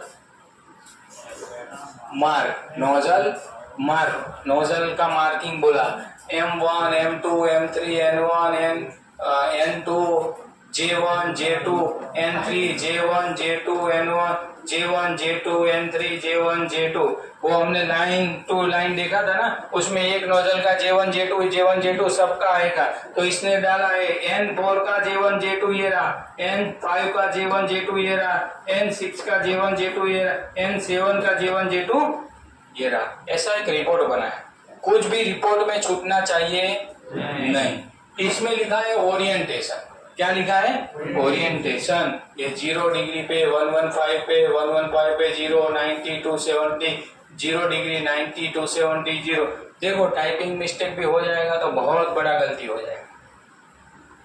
ये डोजियर पूरा प्रोजेक्ट खत्म होने के बाद क्लाइंट के पास जाएगा, क्लाइंट पूरा एक एक आपका रिपोर्ट देखेगा, ड्राइंग साथ में लेगा और देखेगा ये तो मैंने 0 डिग्री पे बोला था, इसने तो रिपोर्ट में 90 ठोका है, एक्चुअल में क्या है वो जाके देखो, एक्चुअल में 0 है, कोई बात नहीं, रिपोर्ट में गलती है, मेल करो, आपको रिपोर्ट करेक्ट करके अच्छे से भेजना पड़ेगा। और मैनेजर ठोका है क्या आपको? सारा रिपोर्ट भी अच्छा नहीं बनाता है, तो ये सब चीज ध्यान रखना पड़ेगा। ये नोजल की साइज बस लिखा हुआ है, ये लिखा है उसने लोकेशन ऑन सेल, क्या लिखा है? Location on sale. एलिवेशन लिखा है, प्रोजेक्शन लिखा है, डायमेंशन एट एक्चुअल मेजरमेंट, ये क्या लिखा, एक्चुअल है, और dimension as per approved drawing, approved drawing के हिसाब से लोकेशन, एलिवेशन, प्रोजेक्शन आंसर कैसा होना चाहिए, और डायमेंशन एट एक्चुअल मेजरमेंट में एलिवेशन प्रोजेक्शन कितना होना चाहिए, वो सब चीजें कुछ भी छूटेगा नहीं।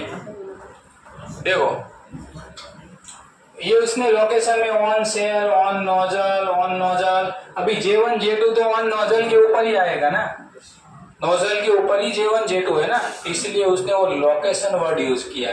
तो ये सेल के ऊपर है, J1 J2 on nozzle, N2 on nozzle, N2 ऐसा लिखा हुआ है। समझ में आ रहा है? Thank you. तो ये चैप्टर को हम यहाँ खत्म करते हैं, लंच के बाद एक नया चैप्टर लेंगे और उसमें पूरा थैंक यू वेरी मच।